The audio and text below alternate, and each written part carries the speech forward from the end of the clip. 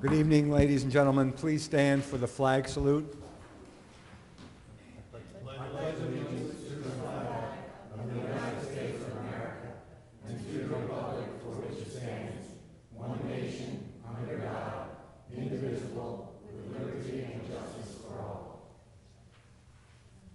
Please stay standing as Councilman Picardi gives the prayer.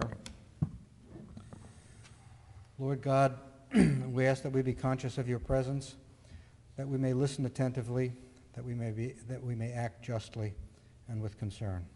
Amen. Amen.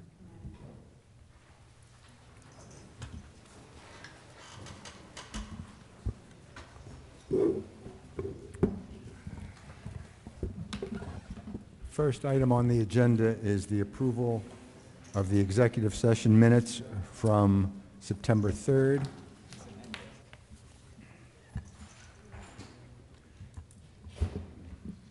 Is there any discussion? All in favor? We have to have a motion, You Frank. got a motion? Can I have a motion? Can I have a motion to approve these minutes? I'll make Second. that motion. Second? Second. Go.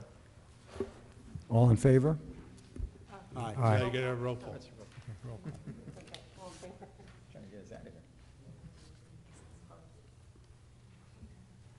Roll call? Yeah. Yeah, let's just stick with roll call. Simpson, Yes. McClay, Yes. McCarty, Yes. DeLucre, Yes. Palilla, Yes. Kern, Yes. motion carried. Next, we have the approval of the requisition list, operating expense, and payroll. Any discussion?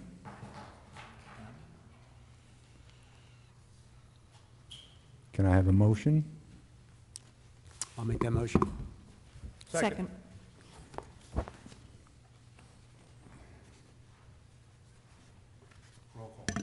Simpson, Yes. McClay, Yes. McCarty, Yes. DeLucre, Yes. Palilla, Yes. Kern, Yes. motion carried. Next, I'm going to,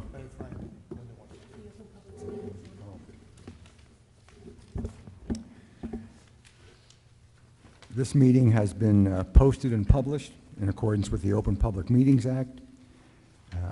If you have a cell phone with you, please put it on vibrate so that it does not interrupt the meeting. Thank you. Next item is, I'm going to open the meeting for public comment on agenda items only. Public comment on agenda items only. Please come to the microphone, state your name and address.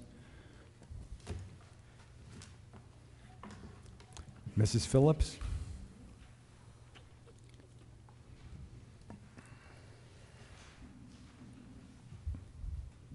Ann H. Phillips, 308 27th Street. I will go through the topics, and then I will sit down and I will hope for some answers.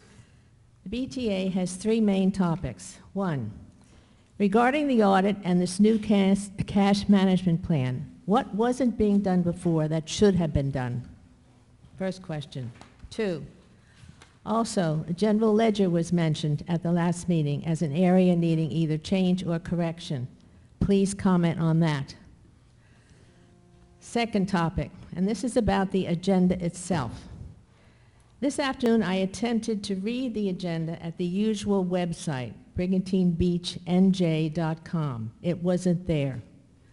I then learned that all government data is now on another website, one completely new to me. That is bb-nj.com. Now, some questions on this. Please explain why there are now two city websites, why the change on data was made, in whose names these websites are registered, and who in city government is authorized and does supervise the context on these two websites. Also, why does it take so long to get approved minutes available on the computer? The latest listed is April of this year. So I'd appreciate it if no one else answers or asks questions, that I will soon have answers to those questions because I think they're all important. Thank you. Any other comment on agenda items? Seeing none, I'm going to close this portion, and we can answer Mrs. Phillips' questions. Jennifer, I think maybe you can answer all of these questions satisfactorily. for us. Sure. The cash management plan is something that's a requirement for municipalities to adopt through resolution each year. Now, we've never done that. Nothing's actually changed in our procedures. The only thing that's changed is that we need to formally adopt the cash management plan. Do you know anything about the history of why it was not adopted before? No, I don't know. Usually it's done by municipalities at the first meeting in January when we select our banks and we do all those other formalities like selecting the recipients of the RFPs and things like No. that. The other question that Mrs. Phillips had was, what was not done in the past that required us to wait until now for the cash management plan? Nothing. Actually, what the cash management plan does is it just details out all of our normal statutory requirements. Some of these things are depositing funds within 48 hours, using a bank that's GoodPA, having bonding for the CFO and other people handling cash, that we have to have a list of people that can sign on the checks on behalf of the municipality. We do all these things. What we failed to do is just adopt the plan formally in front of council. But statutorily, we have to do all these things anyway. So Okay, so- nothing is being done differently now than was before, except now we've adopted the plan formally. Exactly. Our procedures are exactly the same because the plan documents our statutory requirements. We just never formally adopted the plan, and we're supposed to do that annually. And her questions about the website? The website, we've been using bb.nj.com for maybe like a year now, something like that. The two sites were merged, so you could get to our site through brigantinebeachnj.com and bb-nj.com. I guess when we moved over to the other company, the other brigantinebeachnj.com didn't merge, but I can find out, if they can do that, so you can access the site through either one of those two links. I didn't realize that we dropped off the brigantinebeachnj.com. They're registered to us, that we shouldn't have two different sites. They should just be one site. And who is in control of this website? That is South Jersey Technology Partners, which I mentioned at a previous meeting. They're an organization that works through the school system as a shared services that's done through various municipalities. Jennifer, do we own both domain names? Yes, there are domain names. They were just we were just using two different links to get to our website in the past, and then when SJTP came over, I don't think they picked up the link. But before, you could type in brigantinebeachnj.com or bb-nj.com and come to the same website. I think they just forgot to link that name, the brigantinebeachnj.com. Now, if I remember correctly, in the past, Captain Reed's name was on one of the websites because he was the one who created it as part of his city duties at the time. Mhm. Has that changed, or will his name always be on there as a matter of historical record, even though now he's no longer involved? No, the chief was our webmaster, but Right. now SJTP is our webmaster. So there are some things I know that he is still transferring over. Like, for instance, when I do get emails from the website, they still have Tim's name on it and so forth, but that just takes a little bit of time. We're still trying to update the new site. And Mrs. Phillips asked about the meeting minutes on the website. I think she mentioned that the meetings are up to April 2014, so we're just a few months behind. That would be Lynn. Lynn, do you want to answer? They're not done yet. We just ran out of time. Last Thursday I had 9 over requests in one day, so we just haven't, gotten to them. So as soon as we get to them, they'll be on there. And just so you know, in Lynn's office, the minutes are very time-consuming because they're listening to the whole meeting over again, and some of our meetings do run long, so it is many hours for her to compile those minutes. But there's a lag between when we approve them and when they go up on the website, correct? I don't think we have No, I think formalized, yeah. That's where she's up to, yeah. No, actually, the SJTP, when we send them, they update very quickly. It's usually within a half an hour of me sending something to them that it gets up on the website. Which, you know, it took us longer before when we were doing it in-house, you know, naturally, but, you know, Now, they the have. way you'll play back the recording and then you type them up, is there a more improved way of doing it or a more current way of doing it where it automatically transcribes it digitally No, we for look- her rather no. than listen and have to type it up manually? No, we looked into that. The software that's out there that can recognize voices cannot recognize 7 voices. It can recognize something up to 3 or 4, which makes it difficult for it to document the council people, let alone anyone that comes up to make comments.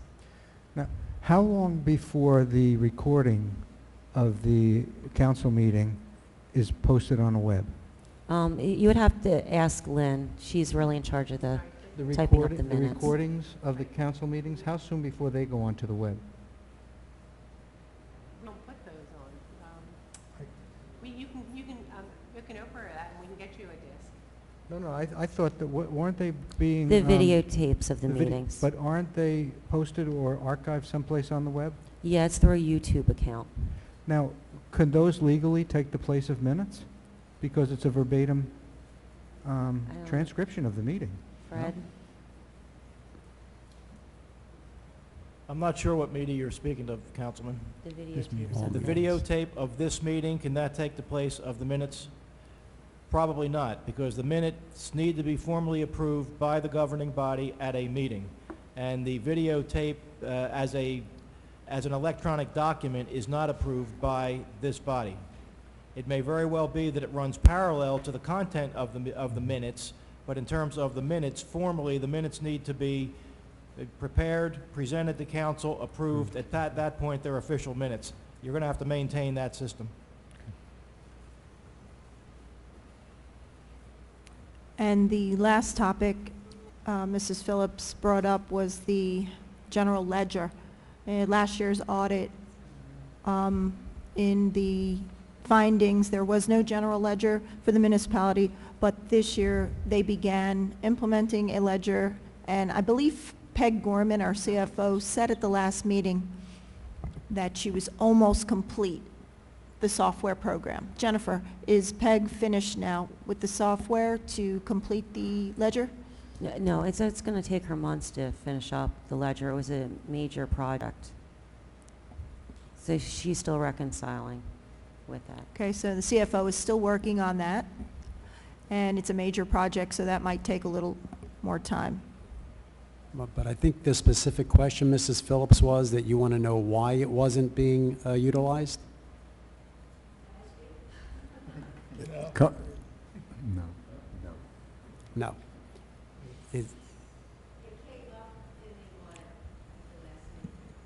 Right. It is being done now, but it wasn't done in the past. But Peg Gorman, our new CFO, is utilizing the general ledger.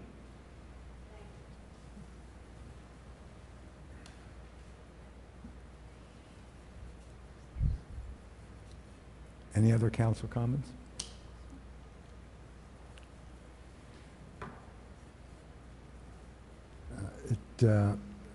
All of us have seen people from the Garden Club doing wonderful things in our community on their hands and knees, keeping lots of intersections and other plots around the swimming areas. Quite beautiful. And they sometimes give out awards to members of the community whose landscaping is outstanding. But tonight, they have a special award, and it's my pleasure to introduce Debbie Pucci from the Garden Club to present this award.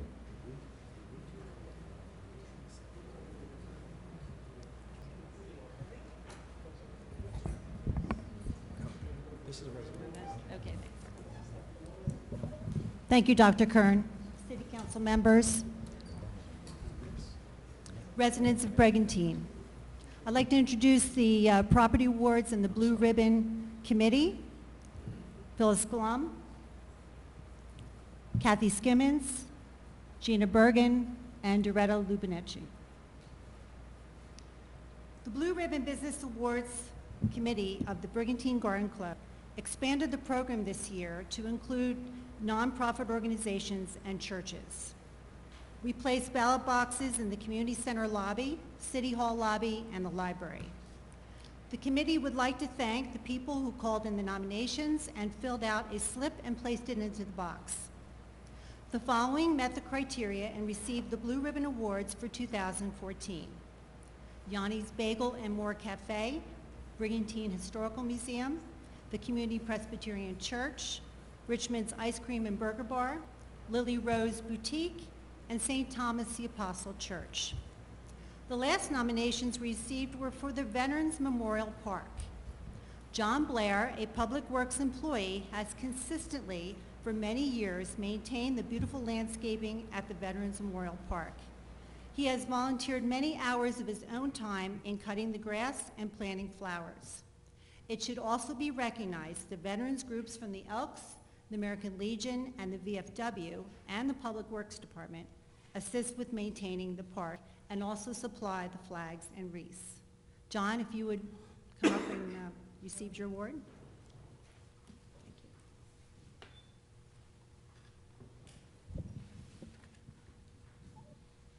John, we thank you for taking pride in your community, and we want you to keep up the good work. It says Award of Excellence presented to John Blair for Veterans Memorial Park Gardening Maintenance, presented by the Property Awards Committee of the Brigantine Garden Club, September 17, 2014. Congratulations.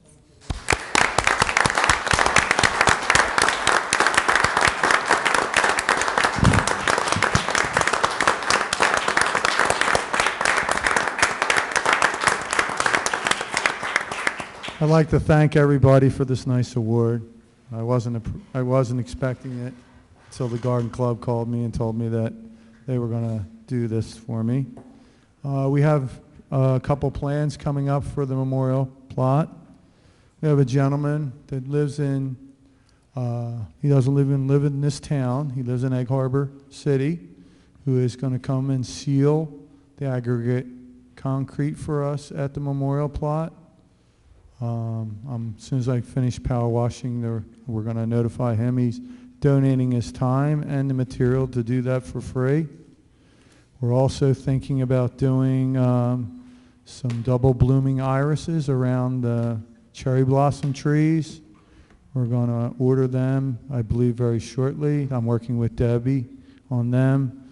They're going to include red, white, and blue, and they're going to be double bloomers. They're going to bloom in May and June, and they're also going to bloom, I believe, in August and September. The other plan that I have, and I haven't had to talk to my supervisor about it yet, or my superintendent, excuse me, is that we want to remove the eagles, get them sandblasted. I talked to Joey Heck. He has no problem with painting them gold, putting them in the bake machine, and also clear coating them so they'll hold up really nice. And that's going to be the last thing that we do as our project for there, besides mums and some, I just found some, somebody threw away at the dumpster at the Public Works yard, what are they called, marigolds. So we have some of them to plant also. So we've got big plans. We have a committee now. We have a member from each organization, as we were told before. We have one member from the Elks Veterans Committee. We have a member from the American Legion, and the vets also from the VFW that have established a committee to go forward with whatever we're going to do with this memorial plot. And I want to applaud them too. I also the reason I'm doing this work, it's not for me. This is for the vets. These are for people that have given the ultimate sacrifice for this country to be free. That's what I take care of the memorial plot. It's not for me, and it's not for the community.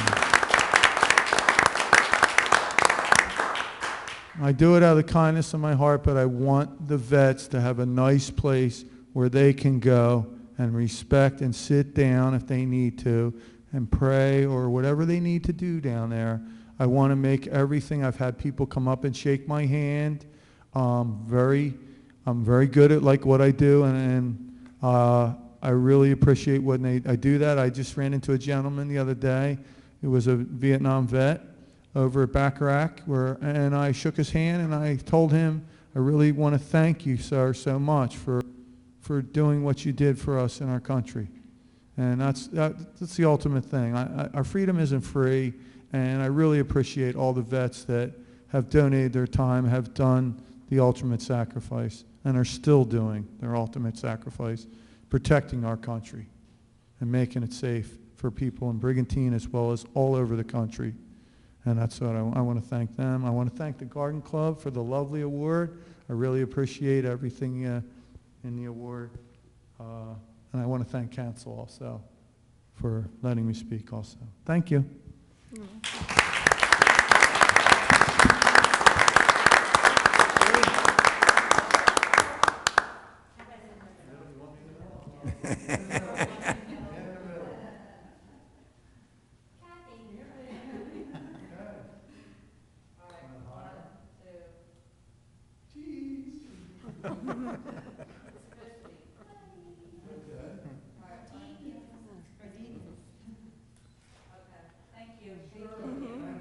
Thank you.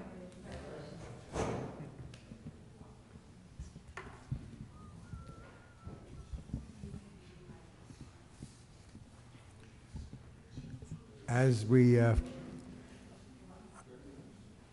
like to thank John personally.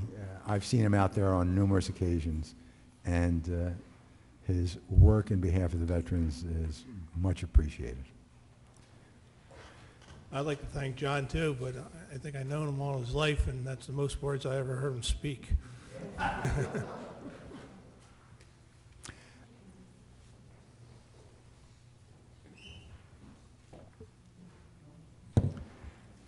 Next on the agenda is Resolution 2001-4173 concerning the cash management plan. Any discussion? Any public comment first? Frank, public comment? You need to come public comment first. No, you don't need public comment on it. Well, that's what Okay. your party's doing. Okay. I'm just passing it on. Okay. I'll make a Any motion on that. discussion amongst council? Do I hear a, Jennifer, on the cash management plan, are they all separate bank accounts for each of those funds and trusts? Yes, we have a lot of different bank accounts. Okay. So, for example, I saw on there the dog trust. Is that all the funds that come in through membership fees and registration fees, or is that funds that come in from donations for the park? No, it's not a donation fund. It's we have something that's mandatory in municipalities called the Dog Trust Fund. And it's when the clerk's office sells a license for a dog, it goes into that fund. Some of that gets sent back up to the state. Okay. Now, when new accounts are added or accounts are deleted, does that come in just once a year when we renew it? Right, in January, we should have a list of the bank accounts that, Okay. we're approving to use.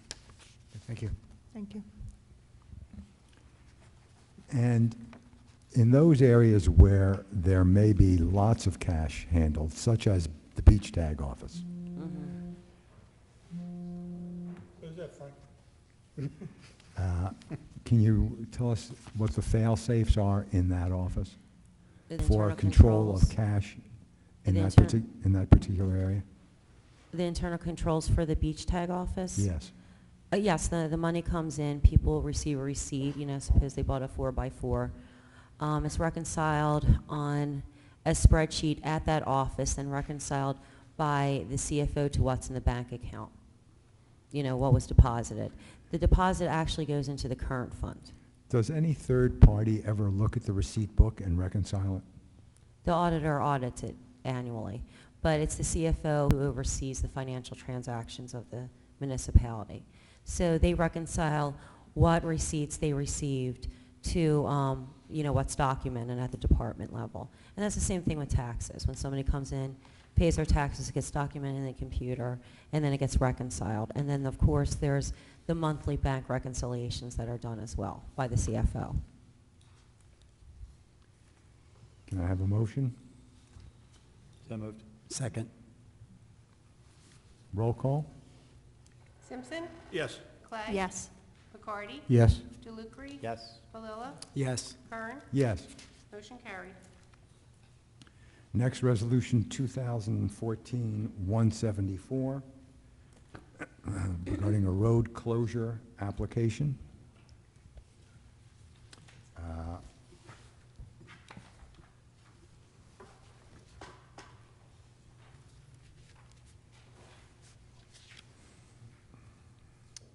The city has received a request from the Chamber of Commerce for road closure for the purpose of a block party at Route 187, which is West Brigantine Avenue, between 11th Street and 15th Street South on Saturday, October 25th, between the hours of 12 noon and 8 p.m.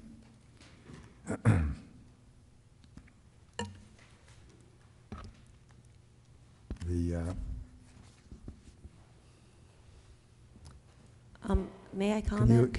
Yes, please, Jennifer. Sure. This is something that we approved at the last meeting. It's for the Halloween block party that the city and chamber are putting on. The county has a new requirement that we can't, just do it through a consent agenda as we were in the past. They actually want a formal resolution. So we did approve this at the last meeting. It's for the Halloween block party, and we just need to do it in a formal resolution now. Jennifer, now, if someone's interested in participating in the Fall Fest block party, do they have to go through the chamber, the city, to reserve a table or a spot? They can do it either way. If you contact my office, I have the form that anybody that wants to set up a table can fill out. Okay. And, we use that to determine where to space people, so we don't have anything conflicting. And also, we need to know if you need electricity and, tables and things of that nature. Is there a fee? No, there's no fee. Okay. But we limit it to Brigantine businesses and organizations. This is the same day as the taxpayers' debate, which is at 10 a.m. at the community center. Right. We are coordinating with the GOP parade that day, so they'll be starting their parade at 1:30, which we thought, would, actually we scheduled that way because there's a soccer game earlier that day, so the kids could participate in the parade. So the block party itself will start at 2. The road closures from 12, so we have time to set up. Okay. Question for Chief Reed. You see any public safety issues with traffic being closed from noon till 8 p.m.? No, I don't. Initially, we have a proper directional out there. John. Great, thank you. Any further discussion? May I have a motion? So moved? Second. Lynn, roll call, please. Simpson? Yes. McClay? Yes. McCarty? Yes. DeLucre? Yes. Palillo? Yes. Kern? Yes. Motion carried. And finally, we have our consent agenda. Consent agenda now. Excuse me, Frank, if I could, Yes. just so I'm clear, Frank, that last vote was just on the request from the Resolution. county that we have a specific resolution Correct. for the, all right, so the consent agenda that we're about to vote on, does that include the new item that we got, or just items A through E? That will include the new ones. Okay, A through G. The request for the paving and acne parking lot. okay, yeah, I'd like to pull the last one, the new one, item F, for some discussion. Okay. I think F is the bonfire request. G is the one for Acme. Okay, I'm sorry. Then G.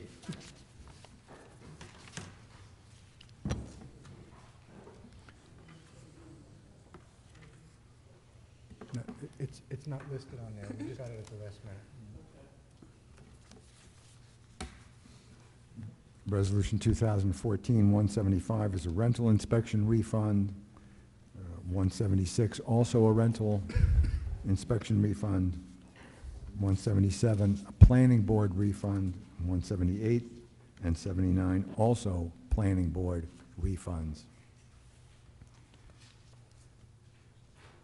Can we lump them together and approve St. them and then St. discuss? Thomas bonfire. St. Thomas? Rick, any comments? Frank, the bonfire stays, I had misidentified it. I was talking about the request we just received concerning the repaving of Acme's parking lot.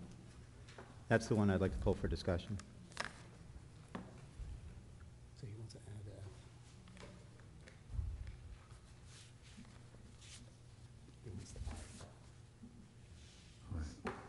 And item F is an item from St. Thomas Church for a bonfire.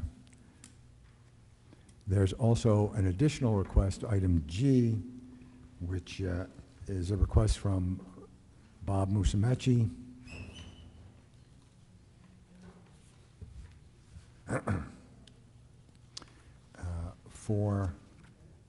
to lift the noise ordinance for one night on the week of September 29th in and around the Acme, in order that the Acme parking lot can be milled and repaved that evening. The Acme doesn't close until midnight, and so Mr. Musumeci is asking us to lift the noise restriction, because of course there would be lots of noise in milling that area one of those nights. He will do everything he can to abate the noise from trucks that are backing up, but nevertheless, there would be significant noise in that area. Any comments? Yeah, the one thing I wanted to ask, would it be possible, I don't have any objection to the idea of, approving lifting the noise ordinance, but is there a way that we can have the contractor, as far in advance as possible, identify exactly what night they're going to be doing the work, and then give some kind of advance notification to the people on the 100 block of 39th and 40th and on Mark Lane and on the Boulevard, basically the only residential properties around the shopping center? Yes, I can ask them tomorrow if they can give us the exact night. It would be for, I believe, 4 hours on that night, and let council know what that night is, and then we can advertise it. Is that what you're asking on the website? I think Rick's trying to say is you do like a 200-foot radius around the Acme Market, and whatever residents or businesses fall into that, we would notify them, or the contractor would notify them, just like a planning board hearing. Okay. Yeah, I would have That's the no contractor problem. do it. If we want to post on the website, that's better too, but definitely have the contractor reach out and just let people in those neighborhoods know that this will be happening. Yeah, I can absolutely do that. All right, thank you. Rick, do we have to make it part of this resolution? I'm satisfied. I could put it back with the others if you want. Any further discussion? I need a motion. So moved. Second? Lynn, roll call, please. Simpson, Now, this is through A through G, right? That is A correct. through G. Yes. McClay? Yes. Bacardi? Yes. DeLucre? Yes. Lilla? Yes. Kern? Yes. Motion carried. Next, we have manager-council discussion. The first item is the possible lifting of a deed restriction. It's a request by Mr. McGuire, who is representing his client. So, Tim, would you come up and tell us about this? Good evening, everyone. Tim McGuire, 824 West Shore Drive. I represent Greg Froyo, who is the owner of 1605 Brigantine Avenue. That property received subdivision approval in 2010, but it has a deed restriction in favor of the city. So what I'm coming here for tonight is to request that that deed restriction be removed. There have been other properties in the past in the city of Brigantine where the council has removed that deed restriction. I would think it's a pretty easy process as far as wanting to have development in the city of Brigantine at this time. And what I'm asking is if the council can decide yes or no tonight, and we can talk about the process a little bit, which would require probably an appraisal to determine how much the value is. I've contacted Fred, and I certainly contacted Jennifer, sent her a letter. I can work with them. I'm familiar with the process. The way it would work is that an appraisal would be obtained if you folks are desirous of going ahead and removing the restriction. The property owner would pay the city whatever is contained in that appraisal, and then a resolution would have to be adopted authorizing that, but it's a resolution where you would have to put it on the agenda and have discussion about it at one meeting and then actually adopt it at another meeting. So it's treated somewhat like an ordinance, but it's a resolution. It's a little bit of an anomaly, but that's what the statute says. So I certainly can answer any questions that anyone might have. It's a pretty simple process, but I guess what I'm looking for tonight is, A, do you folks want to do this, and B, how we want to start the process. Mr. McGuire, can you tell us what the deed restriction is and why it was placed? Sure. These deed restrictions go way back. Back in the history of the island, there was a time when the island was actually on the brink of bankruptcy. One of the things they did was they sold many properties, and they put deed restrictions on those properties that they couldn't be subdivided into lots of less than 80 feet. Most of them are contained in what is known as the A zone, or was known as the A zone. I don't know if people still call it that. And basically that's where it comes from, Dr. Kern. There's a series of homes in the A zone that has this restriction on them, and this is one of them. Tim? So Tim, I have a question. The property, if subdivided, if we were to lift the deed restriction, would conform to the requisite 60-foot frontage for each lot? I believe so, yes, it would. It would have to. Okay. Okay. Which way do they want to divide it? So there's two lots facing the Brigantine, West Brigantine, or one lot facing 17th? Do You know that, Joe, that I don't know. Maybe Ed does. Ed, I can answer that. The subdivision application has already been approved by the planning board back, I believe, Tim said in 2010, but a number of years ago. It was a complying subdivision. In other words, it complied with the minimum bulk standards of that zone. And the two lots, the line dividing the two lots would be parallel to Brigantine Avenue. So it would seem as though there would be two 60-foot frontages. I think one's 60 and maybe one's a little greater than 60. I would just ask one thing, that we have those documents in the planning board before we bring it up for resolution on that agenda so we can see it all. And not that it's an obstacle, I just want to. Oh, sure. Yeah, You know. we do have the records. We have Okay. the DNR. So. Thank you. Joe, that would be, it's a resolution in 2010. It was application number 6-2010. So I have a copy of that. I know, Ed, you do. I can send you a copy if needed. Well, if you can give it to Lynn, and she can put it on with our agenda packet when we bring that up for resolution. That's fine. Thank you.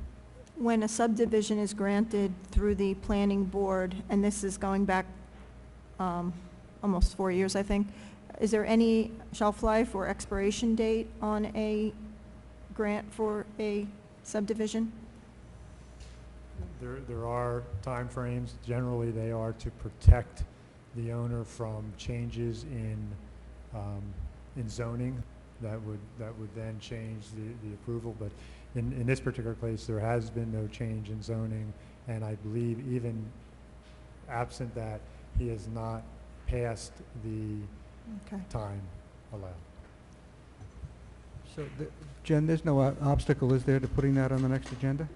I'm sorry, I couldn't hear you. There's no obstacle to putting that on the next agenda? Oh, no, I don't believe so. And Councilman, are you talking about the actual resolution? Yes. Because I have a great relationship with Fred. Either way, Fred, I could prepare you however you want to do it. I could send you the information. Okay. Tim, we would actually get a check, the city of Brigantine, Yes. on the appraised value. Yes. Thank you. Unless, the only way that wouldn't happen, Councilman, is if it was such a number that Mr. Froyo decided, no, I don't want to do this. So my answer is all likelihood, yes. Tim, you indicated this process has been followed in the past to lift the same deed restriction from other properties? Yes, but when it was done, Councilman, it was made specific to the lots it was done for. It wasn't a general lifting of the Right. restrictions. Yeah. Now- And, I mean, my understanding of it is simply that council simply has to conclude that the deed restriction no longer serves a public purpose. Correct. So if we pass that hurdle, then the process from that point has been the appraisal that you've described? Yeah, the way it was done in the past is the appraisal would be obtained first. And that can either be done by my client at his expense. If the city wants to do it, that's fine. Then the resolution would be prepared saying that it's no longer needed for a public purpose, and upon payment of this amount, the deed restriction would be removed. Now, if Mr. Friulio, for some reason, decided not to go forward, would the resolution still stand? Well, if he didn't want to go forward, then I wouldn't ask that the resolution be prepared, so it would never Okay. be adopted by you folks. Tim, I know well, I don't know actually. When this was before the planning board, were the neighbors noticed of the application, or because it was a by right? I did not represent him before the planning board. Ed, do you remember? I don't believe that, actually, I don't know the answer whether a subdivision requires noticing. I don't think it does because it was a by right subdivision. Okay. Tim, do you know, in this process, is there any specific notice requirement prior to council acting? There's not a mailing notice requirement, but there is a publication requirement where it would have to be published in the paper, and I can give Lynn that information with an explanation as to exactly what was going to occur. Okay, thanks. You're welcome. One more thought. Is this the first time he's requested the removal of the deed restriction? That I'm aware of, Lisa, yes. Okay. If the division line runs parallel to Brigantine Avenue, Correct. that would mean that one lot faces Brigantine Avenue and another lot fronts on 16th Street. Ed, I was not at the, go ahead. By our ordinance, by our land use ordinance, the primary front is considered the smaller of the two lot dimensions on a corner lot. So in this application, the smaller of the two lot dimensions would be that on 16th Street. So the primary front would be 16th Street for that corner lot. And then the interior lot, of course, would have a front on 16th Street. That doesn't mean that the property cannot face, or the house cannot face the boulevard, as I believe the current house does face the boulevard. It's just in zoning, on a corner lot, we define a primary front, which has a 20-foot setback, and we have a secondary front on a corner lot. And it's simply defined by the smaller of the two dimensions. So my question is, of the two lots, one being on Brigantine Avenue and one being on 16th, there's going to be a significant difference in value. Which one is the one that's going to be appraised for My for purposes of paying a fee to the city of Brigantine? well, Yeah. I'll let Tim do it. Dr. Kern, the way that works is you actually do what's called a before and after appraisal, where you value the property, what its worth is with the restriction, then you value it without the restriction. The difference is what the restriction would be worth. But which property are we Well, valuing? the entire property. Okay, It's not, the subdivided lots are not appraised. The entire property is appraised. okay. Tim, this is the island development deed restriction, right? It went from island development eventually to Walker Rogie, Okay. and then Walker Rogie down. And these types of deed restrictions have been lifted in the past. So is there a specific formula that they use, and is that the formula they just appraise as one, and then they'll do an appraisal for the two? There is no specific formula. However, when these restrictions were removed back during what I would call boom times, or when the property values were higher, a couple of them did come in at approximately 10% of the value of the property. But that wasn't a hard and fast rule, so that's the history. Okay, thanks.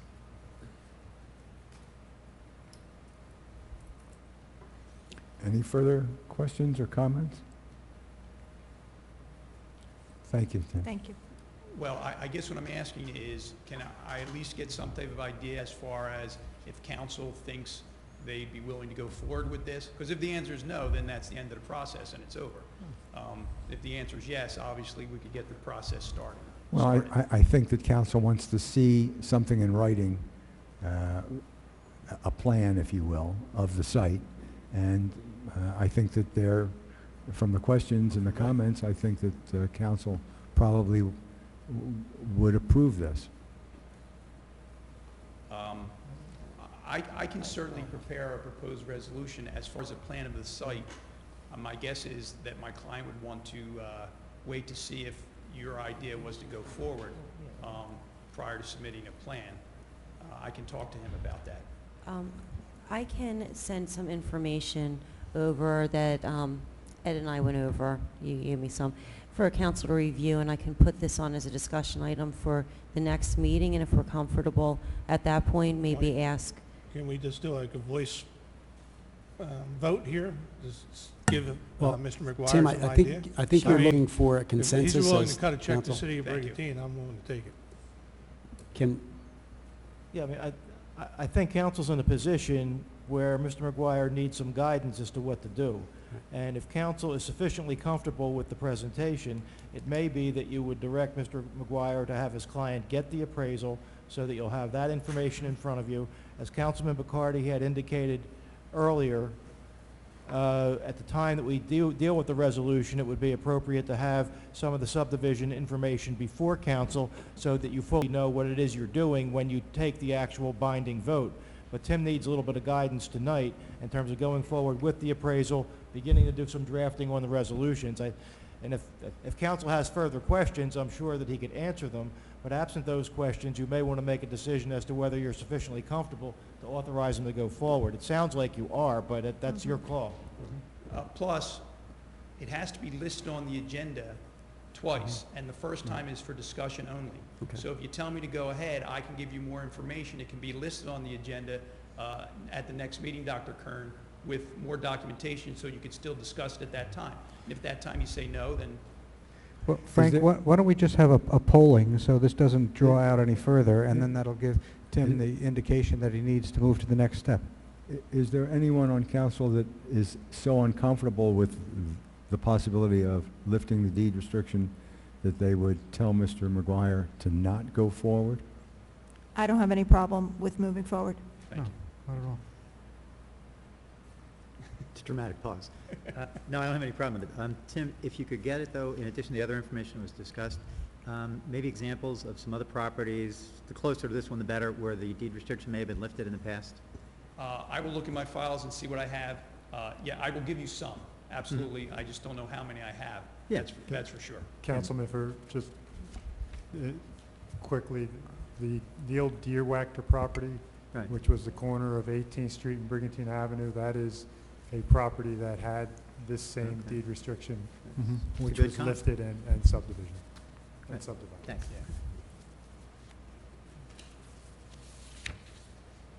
I think we're all good with it. Is I that think, good? yes, I don't think there's any I objections. think that the mood of council is for you to proceed, Tim. I appreciate that. It's good seeing all you folks again. I will go out and get a copy of the resolution, send it over, Fred, and we also will get an appraisal to submit. Hopefully, you will have it for your first meeting in October. And it's good to see you too, Tim. Thank you very much. Thank you. Have a good night. Okay, Tim.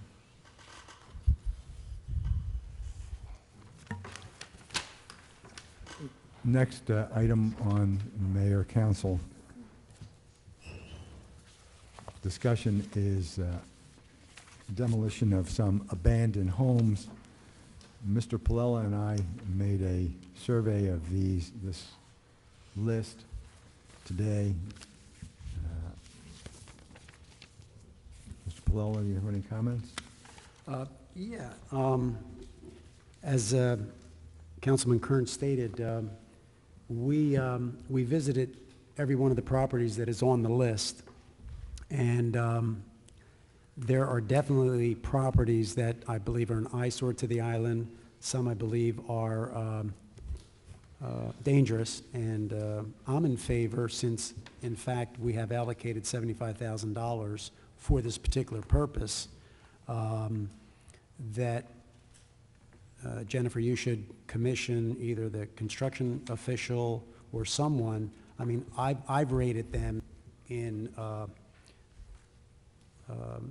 as to the condition that they're in, and the ones that I think should be demolished. There are several that I think are in desperate need of being demolished. I have a question for Fred, though.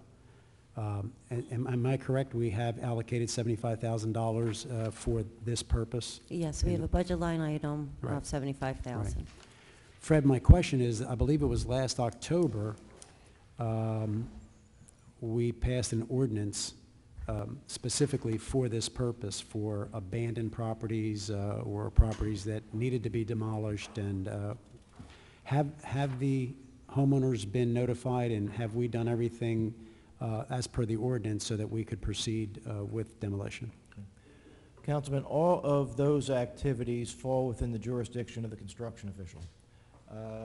I don't have it here, but I believe I saw, as this was brought forward, an email from the construction official to staff indicating that they have complied with all the necessary requirements, including UCC requirements and things of that nature.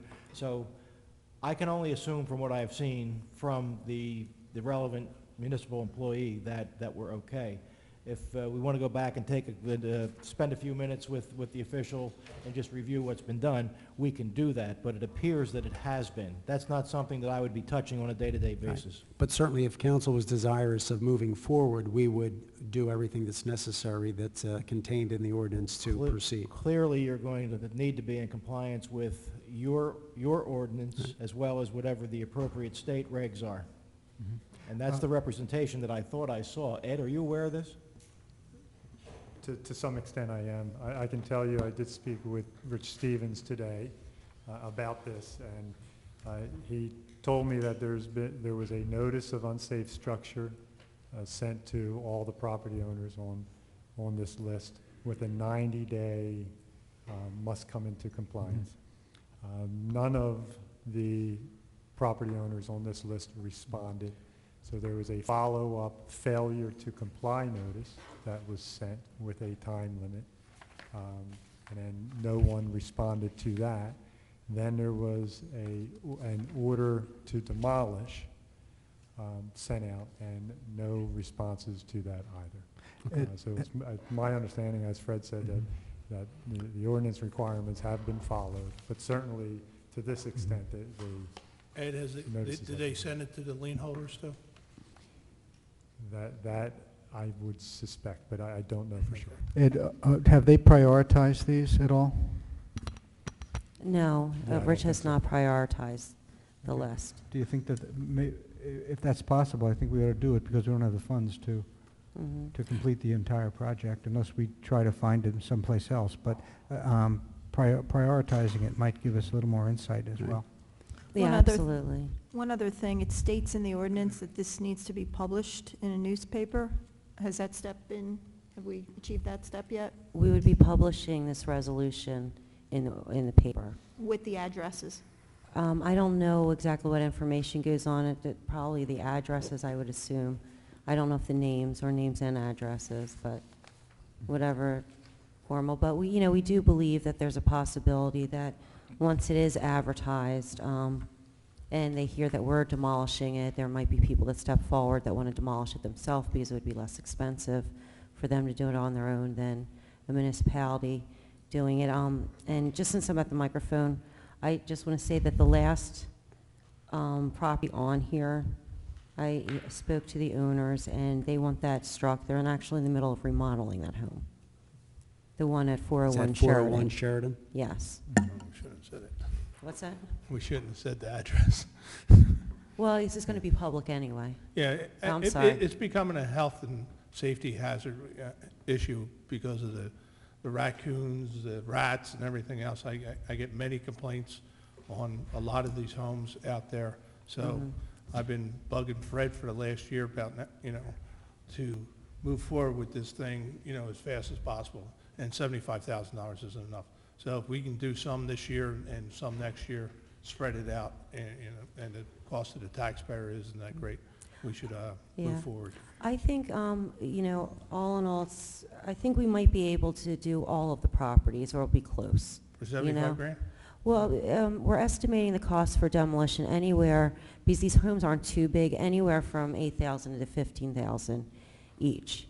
So it looks like we might be able to get like 6 homes out of It it. sounds like pre-Sandy prices. The pre-sand, well, they're all, most of them on the list, the first inspection that had a problem were in 2012, but there was one in 2011. And then the last one that I struck off was 14. So, Well, no, I did visit the properties. I don't think one has asbestos on it. Some of the properties are pretty small. One is all masonry, so I think that you certainly, we have enough funds to demolish a good majority of them, and they need to be prioritized because some are in much, worse shape than others. But I have a question for Fred so that the public goes aware of the fact that, am I correct, Fred, that the city would put the money out, but the cost of the demo and all other related costs would then be placed as a lien on the property for the property owner? So that the city would get reimbursed at some point in time? You're going to need money up front, but eventually you'll be Right. reimbursed. And what is the process from here on in? So that everybody is clear, this would be advertised, it would then come before council as a resolution, or how would the process work from here on in? Is it a building inspector? I don't think that this is something that needs a council resolution.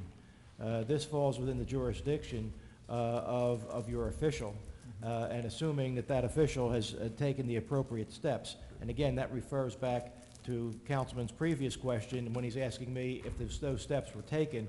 I mean, I've seen an email that suggests they have been. Ed's in the office with him. I believe he's of the impression that these steps have been taken. So, if the steps have been taken, and especially if that demolition letter has gone out, because within the process, there's a point in time where you start with communications and notices to repair and remediate. If that doesn't happen, you will eventually work towards a notice that says, you haven't done it, please demolish it. If we are past that, that then triggers the ability of the municipality to go out and do the demolition.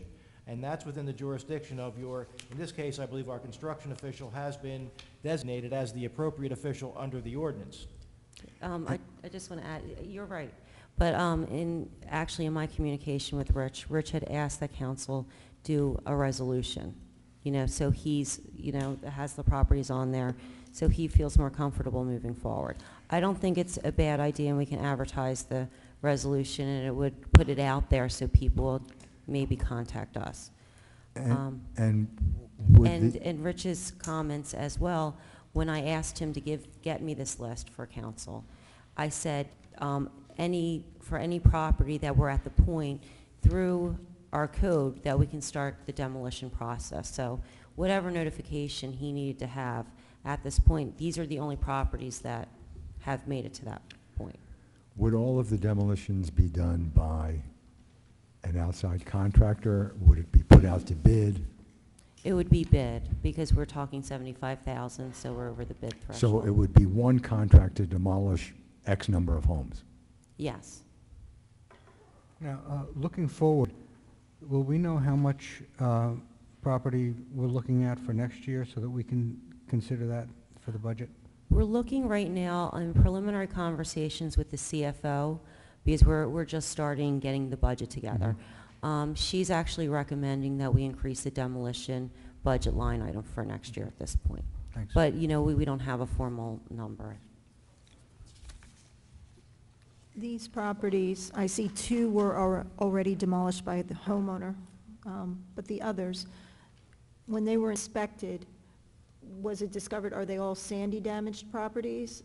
And were there interior inspections as well? And have they all been disconnected from all their utilities Yes. at this point? Well, yeah, if you see on the first part of the spreadsheet has date, that's the first date of inspection. All right, and you'll see where it says the utilities have been disconnected. All of these on this list, the utilities have been disconnected. There's nothing that says if this damage definitely came from Sandy, but we can assume some of it has. I mean, all the dates on these inspections were right after Sandy. But, you know, there's nothing that we document at that point because the construction office really just documents unsafe structures. And that's what these are at this point. Thank you. Jennifer, the one thing that would concern me, well, the one thing right now, and from experience many years ago when I worked for Atlantic City, and they had an in-house demolition program similar to this, although not based on the same, obviously, new law that we're working under now. But in their program, it was essentially structured the same way, where there was first a determination that you had an unsafe structure. That was done by the construction official. Then there was notice, opportunity for a hearing given to the property owner or other interested parties. And at the conclusion of that, if it hadn't been resolved in some fashion, then the property was put onto a list and eventually bid out, and we can leave that part aside for the moment. In some cases, there were failures to, give the proper notifications, or there was a determination of an unsafe structure that was maybe a little more generous than it should have been when it really wasn't an unsafe structure. And there were some properties that, although they qualified under the Uniform Construction Code as unsafe structures, were secured sufficiently by the owners so that even though they weren't habitable, they were no longer unsafe, not in danger of collapse, et cetera. So my question to Fred, which you don't have to answer tonight, is the law that we still have the Uniform Construction Code. The construction official always has the authority to determine that a given structure is unsafe under that code, and it has notice requirements and hearing requirements that he would follow to get to the point where he can order a building taken down, or the city could have it done. The law that I think is the basis of our ordinance from last year, the Abandoned Properties Law, if that's the right title, does that, if you know, or if you could tell us by next time, does that generally track the Uniform Construction Code standards in terms of identifying what conditions let us determine that a building has to come down, and what are the remedies available to the property owner? Can they secure it? Can they board it, or protect the walls are in danger of collapse? Reinforce the walls, whatever it might be, to bring it to the point where it's no longer unsafe. Or does the law, is it more expansive? Does it give us more rights to take properties down? And I would want to also be really clear that we're not kind of commingling the two approaches and the two statutory schemes in terms of our noticing and hearing, because what happened, again, in Atlantic City is they lost out on a lot of liens that they should have had after spending money to take down properties because something wasn't done exactly right. Is that the question? That's part A, yeah. Okay, that's part A of the question. Okay, here, look, let me give you a quick take on this. The October 2013 ordinance that this council adopted is largely an expansion of the previous powers that were in place and also were in your ordinance. The October 2013 ordinance actually has provisions in it whereby the municipality can undertake an action to take title to the property. It's not just a demolition event in terms of what you did in October of 13. It actually gives you the power to go out, take control of the property, sell the property, rehab the property, and do what you have to do. That's not the conversation that we are having here tonight. The conversation that we are having here tonight more closely resembles the UCC powers and the powers that were in your original ordinance. I believe that you could be having this conversation tonight even if you had not adopted the October 13 amendment. So I really believe, and part of the difficulty that I am having right now is we are having a conversation about what it is our construction official has done, and our construction official's not here. It's a little tough to answer that question without him. If council has questions of this level of detail in terms of the operational procedures, maybe we ought to have the official here so he can make council comfortable, and maybe at that point in time I can be of a little more value as I counsel him and work with him. I'm prepared to do that for you. But I really believe that what's happening right now more closely resembles the UCC process and the original ordinance that this community's had in place for a period of time. October of 2013 is an expansion, but I don't think that's what Rich was relying upon. And Fred, you have been very helpful. Don't be hard on yourself. But, final question. You just When never we, know. when we lien a property, having properly noticed and then taken down the property, that lien for demolition is entitled to the same priority as unpaid taxes? Quite frankly, I'd have to check, but that would be my sense, because it in fact is a municipal lien. And I think when we get to municipal liens on property, they are largely parallel. Subject to my taking a harder look at that, I think that that's where we are. Thank you. So you believe we're good to go? No. Can we put this as a resolution on the next council meeting and have Rich here to? I'm talking. I'm sorry. You believe we're good to go? Based upon what has been represented and what I have seen in the emails, it appears that we are. I also note, though, that the manager has indicated that the construction official wants council to do a resolution. And quite candidly, if that's where we're going, between now and then, I will sit with the construction official and try to give us, based upon his actions, an even greater comfort level. Okay. So then, Fred, you'll consult with the construction official, and if he's done everything, then we can move forward with the Given the resolution. nature of the questions of this council tonight, I think we need some direct contact with the construction official, and I'm prepared to help you with that. Okay. But we got to move this forward. We sit here and on our hands. So, resolution, I get it, Councilman. non-resolution. I understand that. Yeah, if he's comfortable with your comments, I'm comfortable letting him start right away. Well, on that, I'd still like to have him here at the next time so that we can have his direct input. We can start the process and have Rich at the And next I think meeting it's, as well. I think Don't- it's don't- also important for Don't send the, any warrants out. We want to check them first. I think it's also important just for the public confidence that he's here. I and can here for have Rich questions. at the next meeting, between now and the next meeting, no properties will actually be demolished, so we'll. Thank you.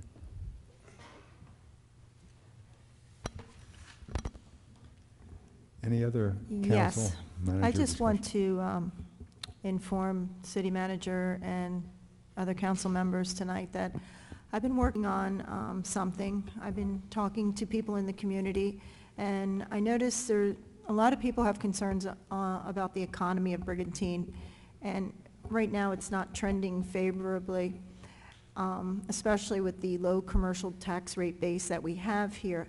So I've been working on something, talking to current businesses and people who may have some ideas for new businesses.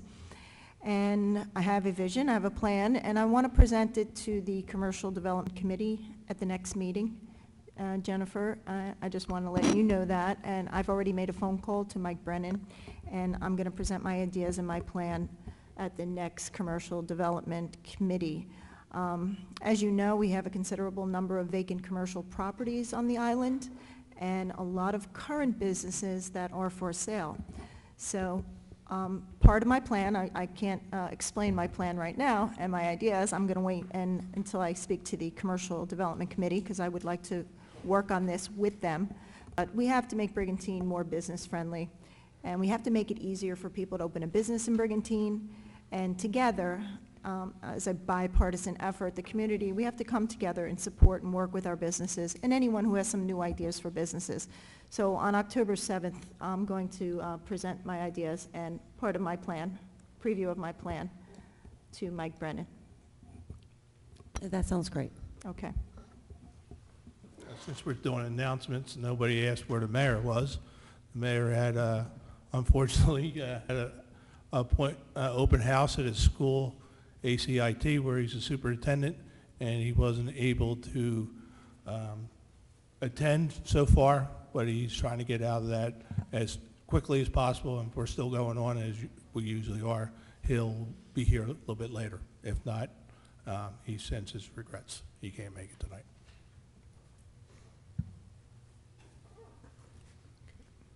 Do we want to move on? I'm going to, at this point, since there's no further council discussion, Excuse we're me, going to open up the we have meeting. another, we have the issue of the real estate tax interest Oh. rate.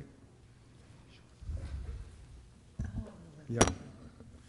The real estate, can you tell us about this? That, yeah, I'm sorry, I was talking to Ed. Okay. It's the 8% reduction. I think this was something that Councilman Simpson had brought up at the last meeting or the meeting before. It was something Atlantic City had implemented. They just passed, I believe they just passed something, and, we should take a look at it. And, people are struggling right now, and, we come to a happy medium or leave it the way it is right now. Really have to take a look at the financial line on it and see how much it really cost us if we lower that interest rate, and see what it would end up costing us in the budget if it's that big of a income. I don't know that right off the top of my head, but I'm sure our CFO would get that to us by next meeting, and that would be great. I did speak to the auditor and to the tax collector, and there's no way for us really to know the dollar amount. We can give, something, an estimate when we're looking at collection rates and so forth, but over the last 5 years or something like that. Yeah, I spoke today, I contacted our auditor because the CFO wasn't here, and we do have a revenue line item for that. So I think we all have to do some due diligence and get some information. Is there some sort of percentage that you had in mind, Councilman Simpson?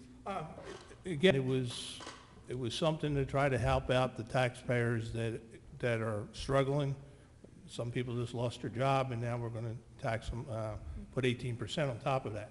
But if that's something it's going to hurt our bottom line greatly, then we have to look at that. So the percentage would be that. If I don't have the numbers, I don't know what the percentage. We might take it from 18 to 14 or 18 to 8. I don't know at this particular time without knowing. You said there's a line item on there, and we can get the last 5 years average and see what percentage would be to take that number from 18 to 14 to 10, and see what that would affect our bottom line.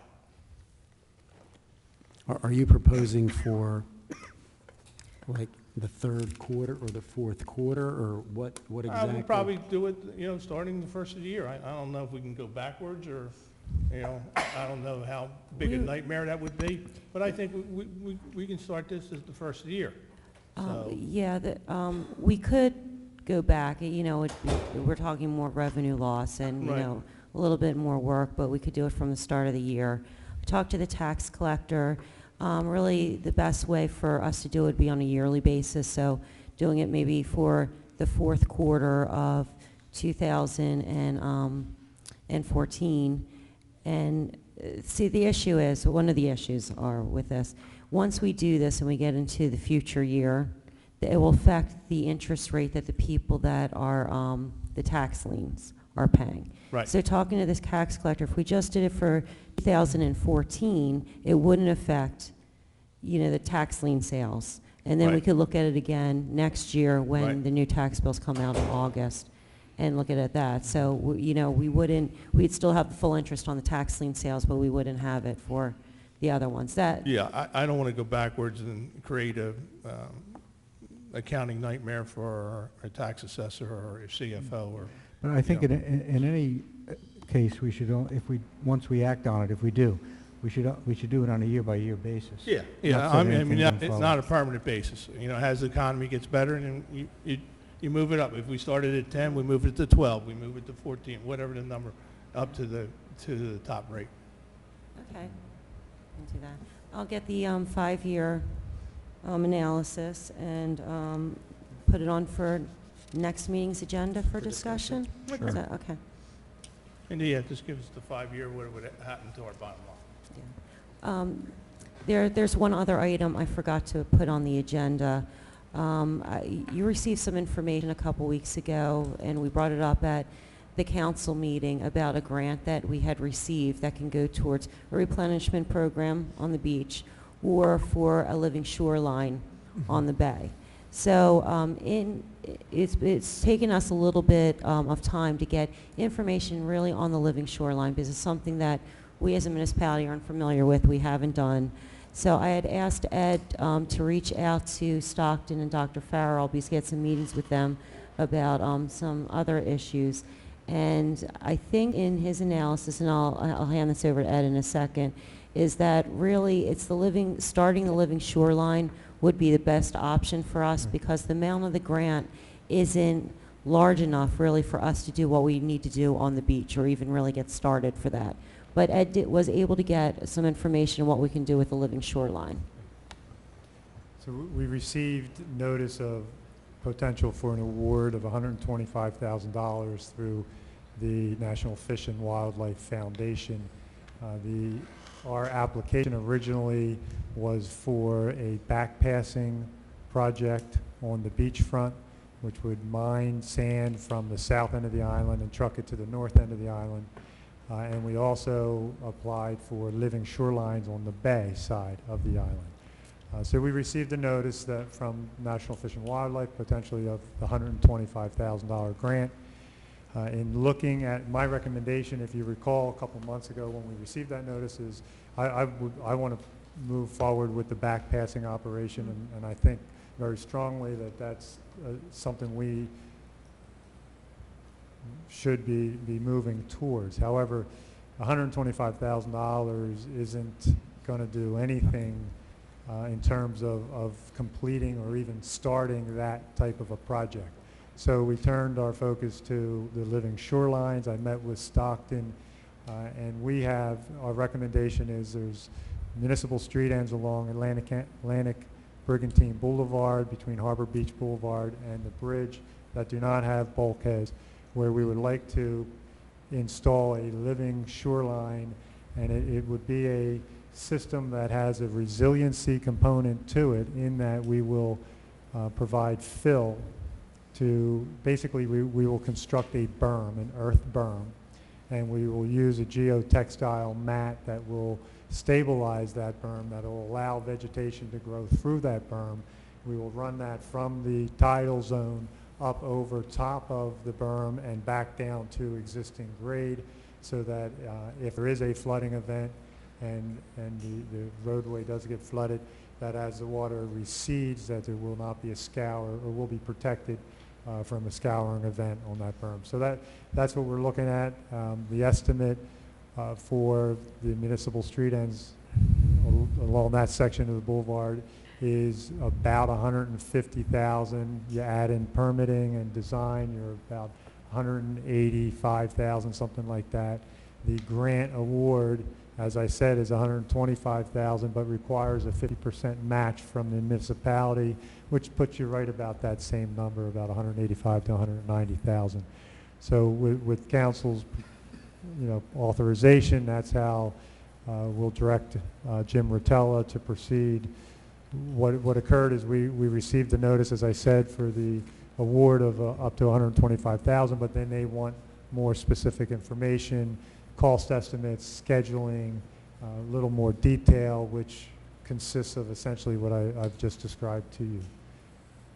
So we're looking at a contribution of this from the city of $62,500. That is correct, and that can be monetary or in-kind services.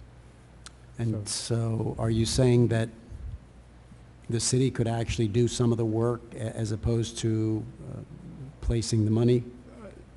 So yes, I'm saying some of the work that I can do, for example, if I were to do the inspection contract management, would be in-kind services that would account for some of our share. Okay. How many street ends are there? I'm trying to picture it. There's 40, between 41st and 42nd, or the 4100, 42. And then between 42 and 43. 43. Then Edgewater. Which is where? All the way down? Or? On the bay side, Edgewater Oh, on the west side. So heading from Harbor Beach Boulevard towards the bridge, the first two street ends on St. George's Thoroughfare, as you said, adjacent to 4100 and adjacent to 4200. Then on the bay side is Edgewater Drive, then Cherokee Boulevard, which is the larger right-of-way, then Magnolia Way, which is on the St. George's Thoroughfare side, and then Hydrangea Way is the last street end on St. George's side as well. So some of them have berms that have been constructed over the past to protect us from flooding. On those that have the berms, we would look to simply modify and stabilize those berms. Other street ends, particularly on the bay side, do not have any berms, and that's where we would consider more embankment and larger area of the geotextile. And all of those street ends have bulkhead right now? No, No. none None. of the street ends None. that I just named have Okay. bulkheads. Some have existing berms, which is essentially what we're looking to create. The ones that have existing have areas that need to be fortified, need to be strengthened, and that's what we would do in this project. And Just a nod if we're good with that, and then Yeah. I'll let Mr. Rotella, or Jennifer can let Mr. Rotella know. Yeah. Definitely. I love the idea of the living shoreline, and if you feel that that is a good place to start, then, you know, I agree with you there. I saw other areas on the island. I'm not sure if you looked up on the northern end where the rod and reel was. Did you consider that area? Because there's really nothing there. I did. So, yes, and in those areas where I believe there's development potential, Yeah. and hopefully soon, that development will be required to construct a system that is compliant to our ordinance, either a bulkhead or gabion or some means to protect us to 9. The only other area on the north end that, so I did think about that, but I ruled that out because I believe potential development will occur. The other area would be adjacent, across from the golf course, in that open area that we have. So we kind of debated on that, but I think the street ends, because that is our evacuation route, and if we can work towards protecting the boulevard from flooding, you know, I did give that a higher priority, and I need to talk with John about the golf course area, because I think that's something we may be able to do ourselves. And that golf course area is very high too, right? Yeah. So adjacent to where the new homes are being constructed, but that city-owned property, that's not as high, and I think that that could be an area that would afford us some protection if we were to do a living shoreline. However, I thought the boulevard street ends were more, a little higher priority. And like I said, I think that golf course area is something that when we generate fill in some construction projects, which we typically do, that may be an area where we can look to grade. John, what about that big pile of what looks to be fill in the yard now? Or is that, That's what Ed's talking about. Right. It's has to be sifted, and then we use it for projects like that? Okay. like this, or backfilling of winter main breaks, Mm. but that's what it's talking about. And Ed, if we give you the nod to go ahead tonight, does that cost us anything? No, it does not. No, Then- in fact, it's not a guarantee that we'll get to 125, although it seems very likely, but we need to go this step to have a shot at it. We really just wanted to put it on the agenda to make sure council was okay with us moving forward towards this living shoreline.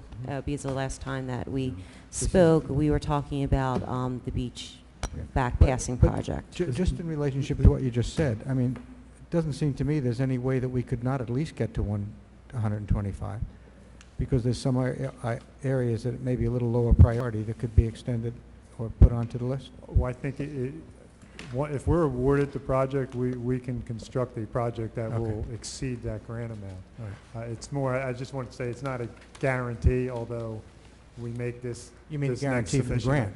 Correct. Right, okay. And Now this I is a understand. green project that the city could use, and certainly if we're going to get a grant for 2/3 of it, it seems reasonable to go ahead. I think there's a consensus to move forward. We can move forward? Yes. Okay, Yeah. great.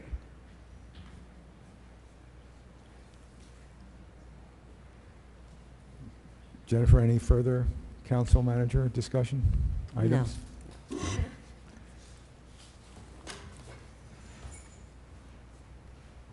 Seeing none, I'm going to open the Floor for public comment.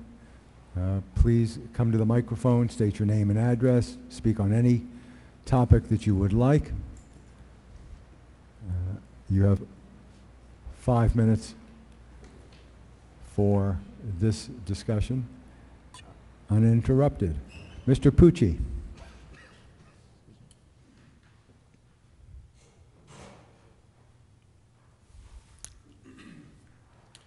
John Pucci, 100 Sheridan Square. Good evening, Deputy Mayor and Council. I was told, although I didn't have the opportunity to check this past Friday, I was told that this night's agenda was in fact on the website on Friday. If that's true, I would like to thank whoever was involved in making that process happen. I think this is good for the public to get the agenda at the same time the council members do, so we also have the significant time to review. So thank you very much, and I look forward to the agenda being able to be obtained by residents Friday before council meetings. So thank you very much for whatever efforts were made in making that happening.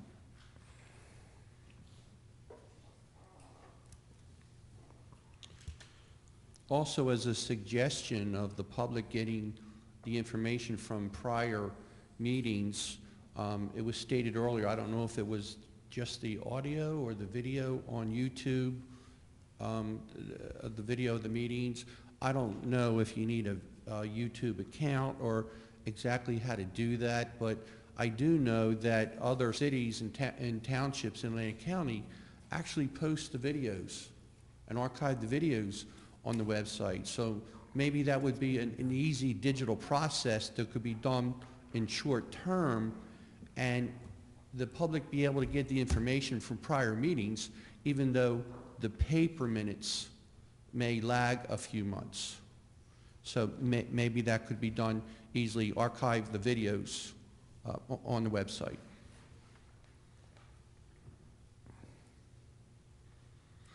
And lastly, as you've all probably heard, the governor vetoed the no smoking bill.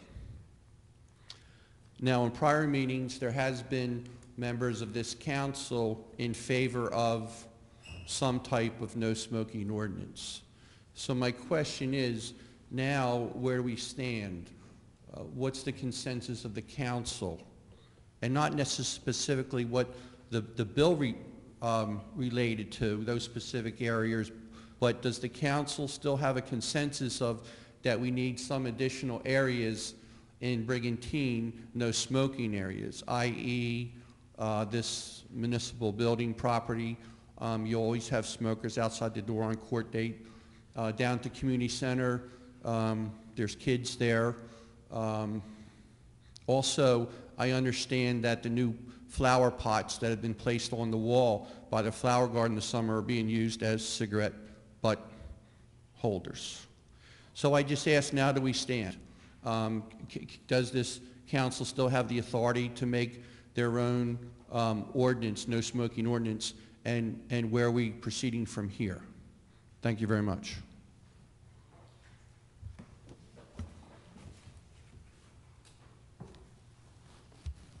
Any other comments from? Well, Frank, I had a response, if I could, to John's last point about smoking. John, just so it's clear, I'm not sure there was ever a consensus as far as smoking, because I think my feelings, at least, were not necessarily in accord with what I heard expressed at different times by some of my colleagues up here.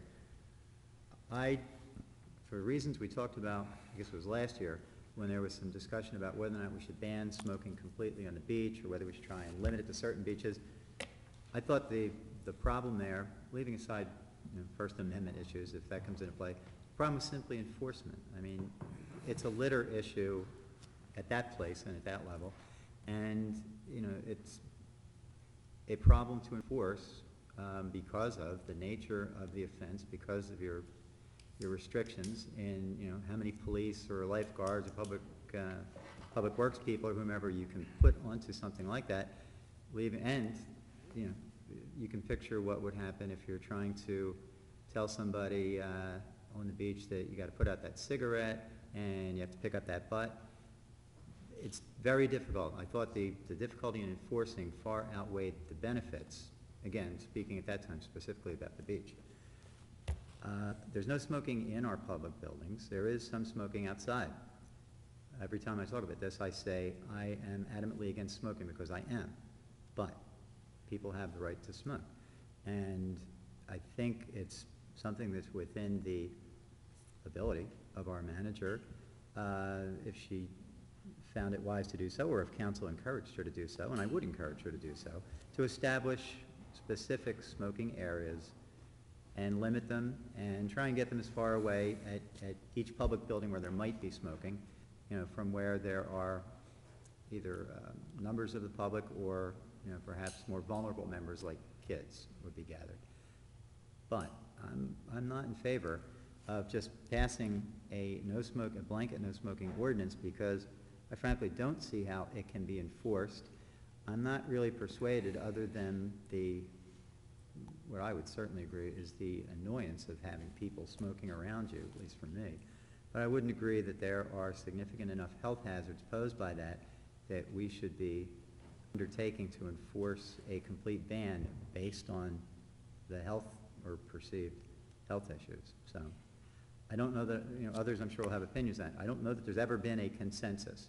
Right now, and my thinking might change, but my thinking is I would encourage the manager to identify places where smokers can be and where they can smoke, and to provide necessary facilities for them to safely and appropriately dispose of smoking-related waste. But I don't see the benefit in passing the law otherwise and saying, well, we did something really good, now, Chief Reed, go to it. Enforce it against these people. Have your guys going up and down the beach, or grabbing people outside the building here on court days. It doesn't work. Well, personally and professionally, I'm against smoking, as Councilor DeLugri said. I think most of the health risks have been pretty much identified. But I think I agree with them that there's probably not a consensus. But what I would like to see and suggest, see how everybody else feels about this, is because it's so broad-reaching, and it affects employees, it affects departments, it affects enforcement.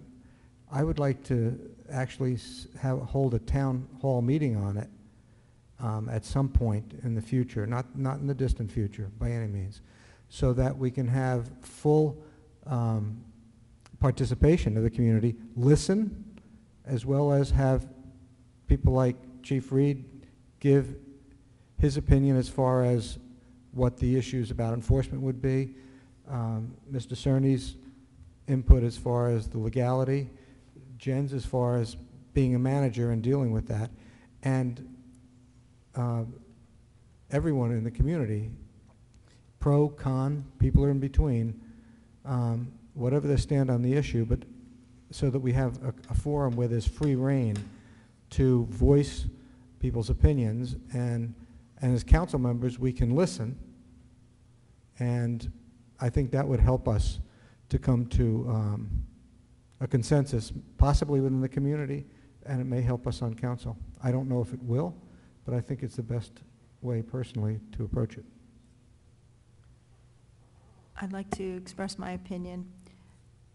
As a member of the Green Team, one part of our mission is to improve the quality of life for all residents in Brigantine. And me personally, I despise the smell of smoke. I don't like being around smoke. And I think for someone to have to breathe in secondhand smoke, it is taking away from their quality of life. If you're at a park, if you're at a recreational area, if you are driving in a vehicle with someone who's smoking, or even if you're out here at court in front of the doorway and you have to walk by that smoke.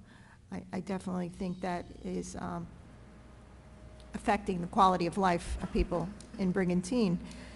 What I would be in favor of is a smoking ordinance that would prohibit smoking, again, on all municipal property, municipal vehicles, all parks, all recreational areas, and also have in that provide a designated smoking area for those people who wish to smoke. But it would be away from the public building where it would not affect the non-smokers. I am in favor of something like that, and I think most people would be, and that's kind of making a compromise there. As far as eliminating smoking on the beach at the time, I think that's something with the town hall meeting in the middle of the summer and hear from everyone, that could always be added on or amended. So, but I am in favor of doing something excluding the beach at this time. Well, John, you know, it's not as simple as throwing a blanket over everything. I do believe when people come into City Hall or libraries or anything like that, there should be a certain distance of a smoker should be away from the door. First, smell of the smoke, people getting it on their clothes, and quite frankly, it's not very professional. So, but there's parks, you know, you're talking about parks, you're talking about open space. The smoker has a right too. So it's a tough situation on that end of it, like, you know, because we're going to talk about a golf course. Now, I don't smoke cigarettes, I never smoke cigarettes. I do smoke a cigar when I play golf. So that would be problematic, especially since we're going through RFP and then we're going to change the law and the golf course can't have smokers on it because there is smokers on there. I believe in our public vehicles. There should be no smoking in any of our public vehicles. You know, there's plenty of places to take a break. You know, a lot of guys, I see it, Wawa or whatever the case may be, they can get their smoke break there or whatever. So it's not as easy as it sounds, you know, to say, hey, everything we own or everything we protect, we're going to throw the smokers out and just bring the non-smokers in. So it has to be something to look at. If it's a town hall meeting or it's a meeting here, but we got to make a decision on something. John, I concur with the majority of the council members here. There are two issues. As Councilman DeLucre alluded to, enforcement on the beach, I think is a Herculean task that I don't think we can undertake. As far as the golf course is concerned, if it remains a city-run golf course, that would put us at a disadvantage. So I'm certainly not in favor of no smoking on the golf course. And with respect to public buildings, I agree. Smokers have rights, and although I am in favor of designating an area on public properties away from the ingress and egress areas so that, you know, people coming in and out aren't subject to that secondhand smoke. So, to a degree, I would like to see no smoking on public properties, but I would like to give the smokers an opportunity to smoke because they do have rights, and so that's my opinion on it. Whether we do a town hall meeting, which could be a good idea, but we had some sort of a town hall meeting here a year and a half ago regarding the beach, and there were many people that stood up and advised council of their objection to no smoking on the beach. So I think a town hall meeting, you're going to get a lot of people that are for a total ban. You're going to get people that are against the total ban. But I'm certainly not opposed to having a town hall meeting, but I do believe that it has to be, it can't be a total no smoking ban. Certainly, as a healthcare professional, I would be in favor of anything that decreased the volume of smoking in this country. In fact, I had the opportunity to go to the VA hospital recently, and they have a smoker's room outside the building where smokers can go in. It's almost like a subway station if you haven't been there. And people can go in there and sit with other people and inhale everybody else's smoke. And that's fine with me, but it's federal property, and they've made arrangements for those people veterans and their families and visitors to the VA hospital who wish to smoke. And I think we would have to do the same thing so that, yes, we could look into having no smoking in municipal buildings, which we already do, and vehicles. But I think that it would be unreasonable to make our beaches, to legislate our beaches and our golf course as no smoking, not just for health issues, but for economic reasons and mostly enforcement issues. So for all those reasons, I think that Council hasn't come to a consensus as to what we would like to see done. But certainly, I think all of us are in favor of less smoking. That's the consensus that I get.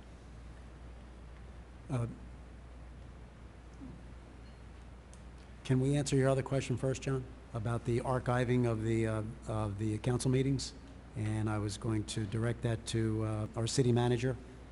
Jennifer, is there any way that we can, through Comcast, achieve archiving our council meetings? Or replaying them. No, we can't archive them through Comcast. What I can see is on the website, though, how we can embed the videos on our website. And I'm not technology guru, but I still think that's done through YouTube as well. I think in the upper right-hand corner, there's a link. It says Council Archives. If you click on that, it directs you directly to YouTube. And they're pretty current. Isn't that right? Yeah. Upper right-hand corner, Council Archives, click on it, it directs you directly to YouTube. This one will be up there tonight. Tim, do you know, can we actually take the old videos and embed them on a web page? I mean, it's still through YouTube, but so because if you go to our YouTube page, the one thing that's confusing is they're not necessarily in order, in date order. Can the company do that? I'm sure they can. Probably take up a lot of space. Is that what the Right now problem on is? YouTube, there's unlimited space on there. Once we upload them, they're there. And then there's just a link off the city website to YouTube to view the videos. Mm-hmm.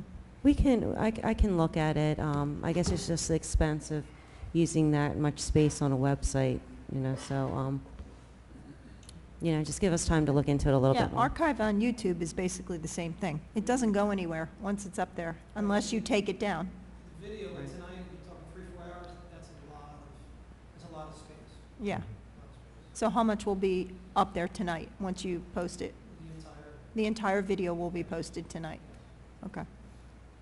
Do we have, like, amount of time that they stay on there so that we're not gobbling up space that we have to pay for? We use a company called, it's free. It's the free version. It's Ustream. From Ustream, we capture the video. They stay on Ustream for 30 days.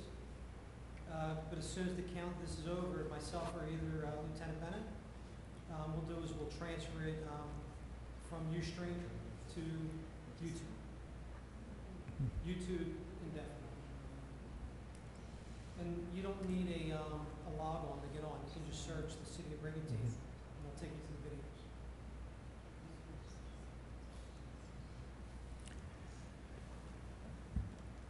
John, I'll get to you in a second. Is there anybody else? Joan?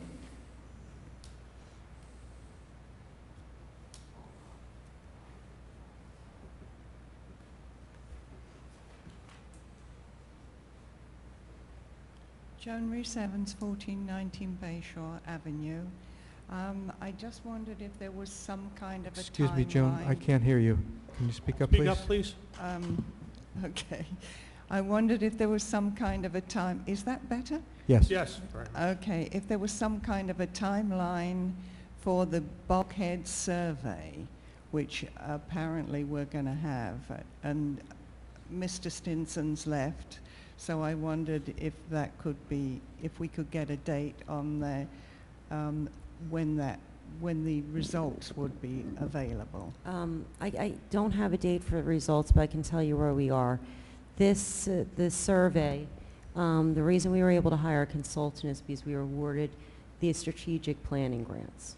And I think you've heard of that. There's a number of them. There were 8 in total. This is one of the ones that we applied for. We just received a letter maybe last week saying that we were awarded, money for a consultant for the bulkhead survey. At this point, our grant consultant, Jim Rotella, is getting together the subrecipient grant agreement for me to review. I will bring that hopefully at the next council meeting for council to approve for myself or the mayor to sign it. And then we would send that back, and at that point we would have the grant money so we could RFP to get a consultant to do that survey.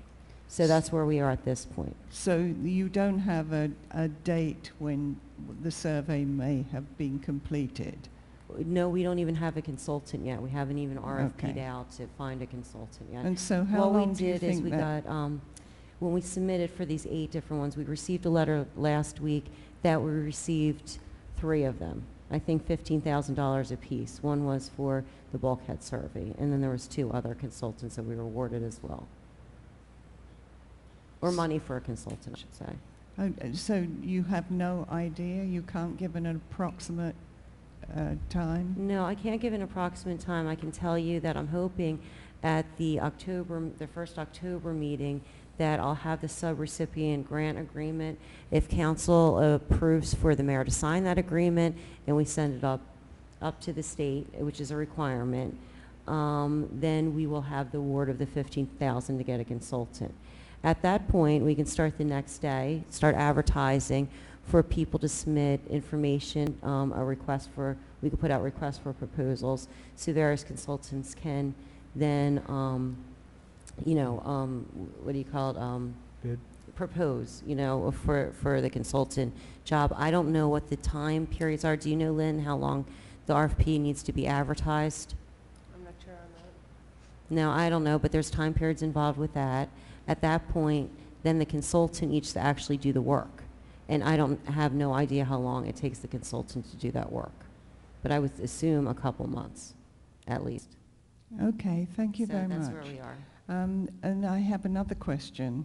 Sure. And that is, there are some bulkheads which I noticed are very badly damaged, so that just the pilings are standing and there's no wall.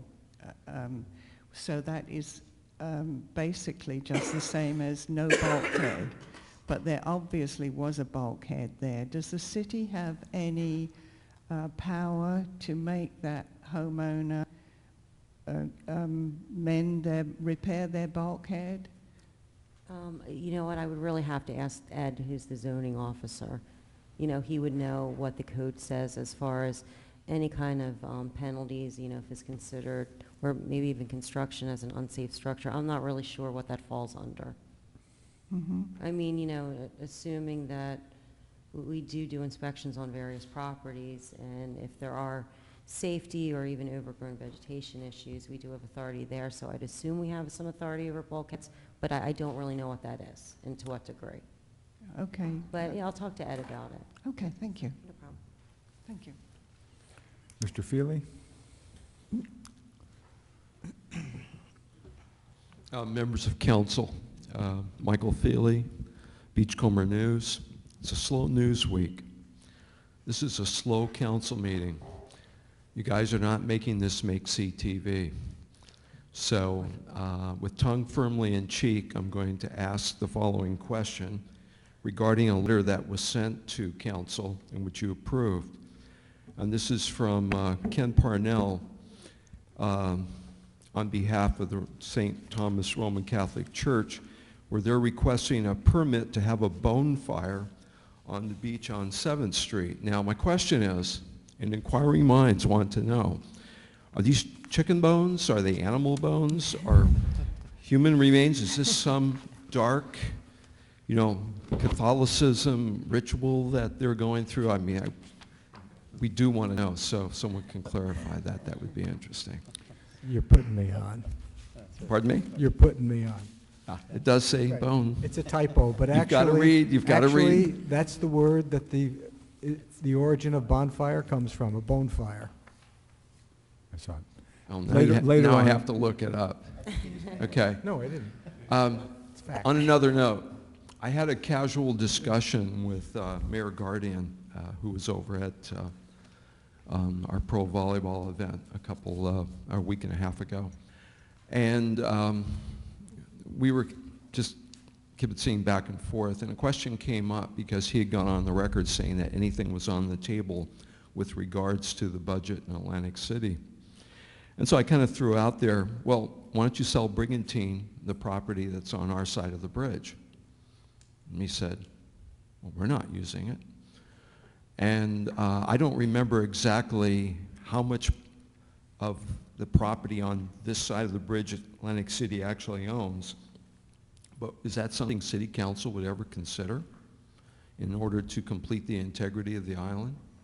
I believe that we submitted that as one of the projects that we were looking through grant funding with, and that might have either been through Blue Acres or Green Acres. And I don't know if we were rejected or just have not heard if we were awarded yet. But I believe that happened last year. We submitted for that. Actually purchasing it from Atlantic City or having Atlantic City cede it to us? Well, no, we were asking for monies involved in that, you know what I mean? And we really didn't know how that would go, if it would be something that Atlantic City would have to get to pay for it, but it's something that Jim Rotella put in for at the state level, at some level. But I don't know if we just got rejected or if, you know, we're still waiting to hear if we could get an award, if there's more information. But that's one of the questions that we had. Who exactly would get the grant money to purchase this, you know, so. Okay. Anyway, a thought. Thank you. Mrs. Phillips.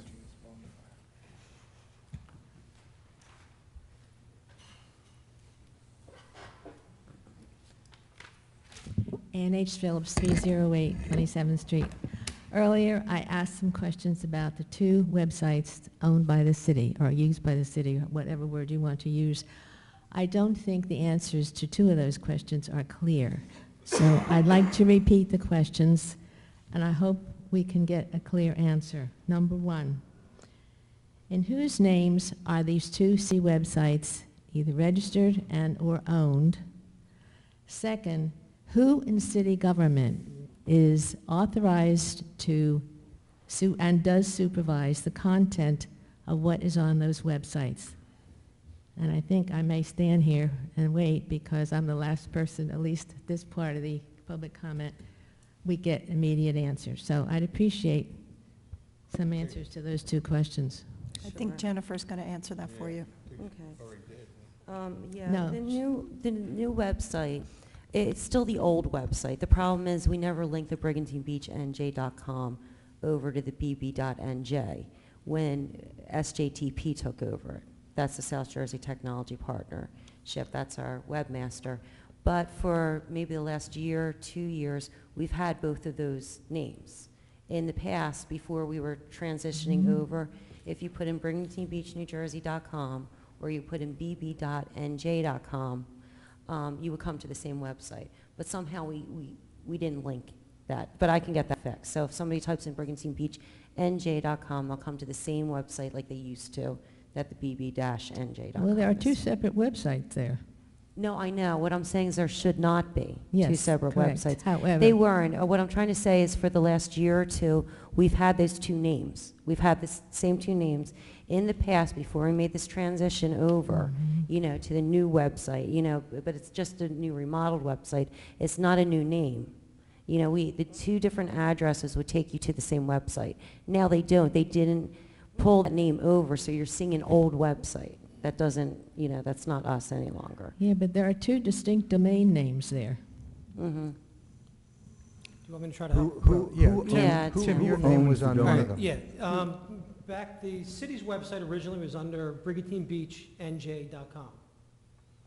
And back then when, right after Sandy, when I created the website under bb-nj.com because Brigantine Beach it was a pretty long name.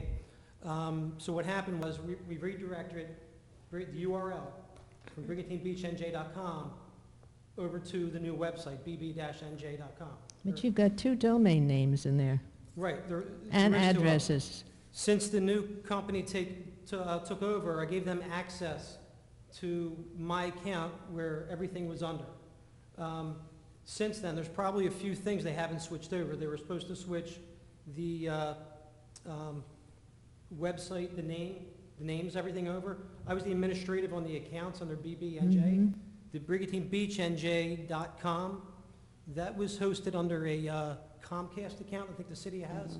That should be under Now, the City of name. Brigantine, Lieutenant The Benedict. BB-NJ, I was the administrator of that account, so I'm probably still on there. Yes, you are listed as Okay. the owner in the Recently, register. I've talked to, right after they went live with the site, I spoke with the company, and I advised him to make the transfer, to send me the email to get everything over. But when you're telling me no, it has No, you are still listed under Okay. the domain. Then tomorrow and- I'll be actually tonight I'll send them another email that they need to start the process. Yes, you are listed as the owner, the registrar, and with your home address. Okay, I didn't know that. Okay, so there is a problem there. And the other one is Lieutenant Bennett and the City of Brigantine. Yes, he was probably the administrator before for that account. Okay, so they're still there. There's still 2 active websites. The one, the bbnj.com, is the one that has the city information and how I found the council minutes, the agenda, etc. The other one, that's all gone. Okay. It was there before. Hopefully by next council meeting or next couple of days, I'll be on the phone with the company and having them switch everything. Yes, it over. should be. I talked to them probably, what's it been, a month since the new site's been up? I talked to them probably about a week after that, and I saw that they were, that it was still in my name and get everything out of it. Yeah, and it's up to date, have it. according to the date, when it says dated as of, and it's today's date, and all that information is still there. Okay, I will be in touch with them tomorrow. Okay, and the question also is who actually authorizes and supervises the content of what's on the website? On the new website, the way it goes is every department has in charge of their own department's page. So when they need updates to the page, which I ask them to do monthly, but right now we're trying to get everything updated because there was a transition period. Department heads send it to our help desk at SJTP, and I'm CC'd on it, so I'm aware of what they're posting. So you are fully aware of what's going out on the website? Yes, for the new website. I didn't realize that BrigantIneBeachNJ.com was not, being updated in the same fashion, but No. I can get that linked over. Okay, well, I think that's important for everybody to know, since they have the website, as to who has the authority as to what appears on the website. And Right, that it's is the your department heads. responsibility. It's the department heads, and I oversee it. Okay, you you know, so- oversee it. And I do go through it, especially right now that we're in transition, quite often to see what needs to be updated, because there was so much that needed to be updated, because SJTP's had it for a number of months, so there was a lot of old information, spring information instead of fall information, things like that. And just one other comment on a totally different topic, but something that Ms. Reese Evans raised, and that is the fact that there are bulkheads out there that are not being properly maintained. And I know from personal experience that if you have a problem with your sidewalk or trees, the city is right on you. And you get those things in proper maintenance, and if the tree needs to be cut down, you're responsible having it cut, and that can be expensive. So my point is, any bulkhead that's out there, now it's been 2 years if this is a result of Sandy, then those bulkheads, or the city should be on those people. They have a responsibility to keep them up. So I think that's something that council needs to be aware of, and because you do concentrate on other aspects of your property, and so that a bulkhead is part of the property too that needs to be maintained. Thank you. Jennifer, who owns the 2 websites? Who owns the domain names bbnj.com and BrigantineBeachNewJersey.com? The city of Brigantine. And Tim was actually, he was the administrator. It might technically be in his name, but it's the city that owns it, and And if someone wishes to have something posted on the website, who would they contact? How would they make that Well, like I said, each department head is in charge of their own department. They can contact the help desk at SJTP themselves, as long as I'm CC'd on it. And if it's a person, somebody wants to see something else on the website that they're interested, they can just email me, and, you know, I can get it up there. They can email you directly. What's that? They can email you directly. Yeah, they can email me directly. Okay. I'm in contact with SJTP, you know, every couple days. So. I'm going to call on Mr. Pucci, and also at the same time turn the meeting back over to the mayor at this time. Thank you. And I want to apologize for missing a large portion of the meeting. We had back to school night at the Special Services School District, and I had to be in attendance there for the first part. Mr. Pucci. Good evening again. The discussion on the no smoking ordinance has been going on over the months, for several months, and it was determined, well, let's see what the governor's going to do. And now that we know what he was going to do, so I'm just asking, is there something that we should be doing, not specifically have it for the beach or the golf course, but are there other areas that need to be done that we need to develop this no smoking ordinance, specifically the city vehicles? I know during the farmers market that there were signs put up, no smoking. I don't believe they could have been enforced. I don't believe that the green team was allowed to and had enforcement rights on the street, but nevertheless, it surely was a good thing to do, but it wasn't by ordinance. When we have the bleachers down at the memorial services, sitting on the bleachers, you don't want to be sitting next to somebody that's smoking. It's not in the park, but it's in the city street.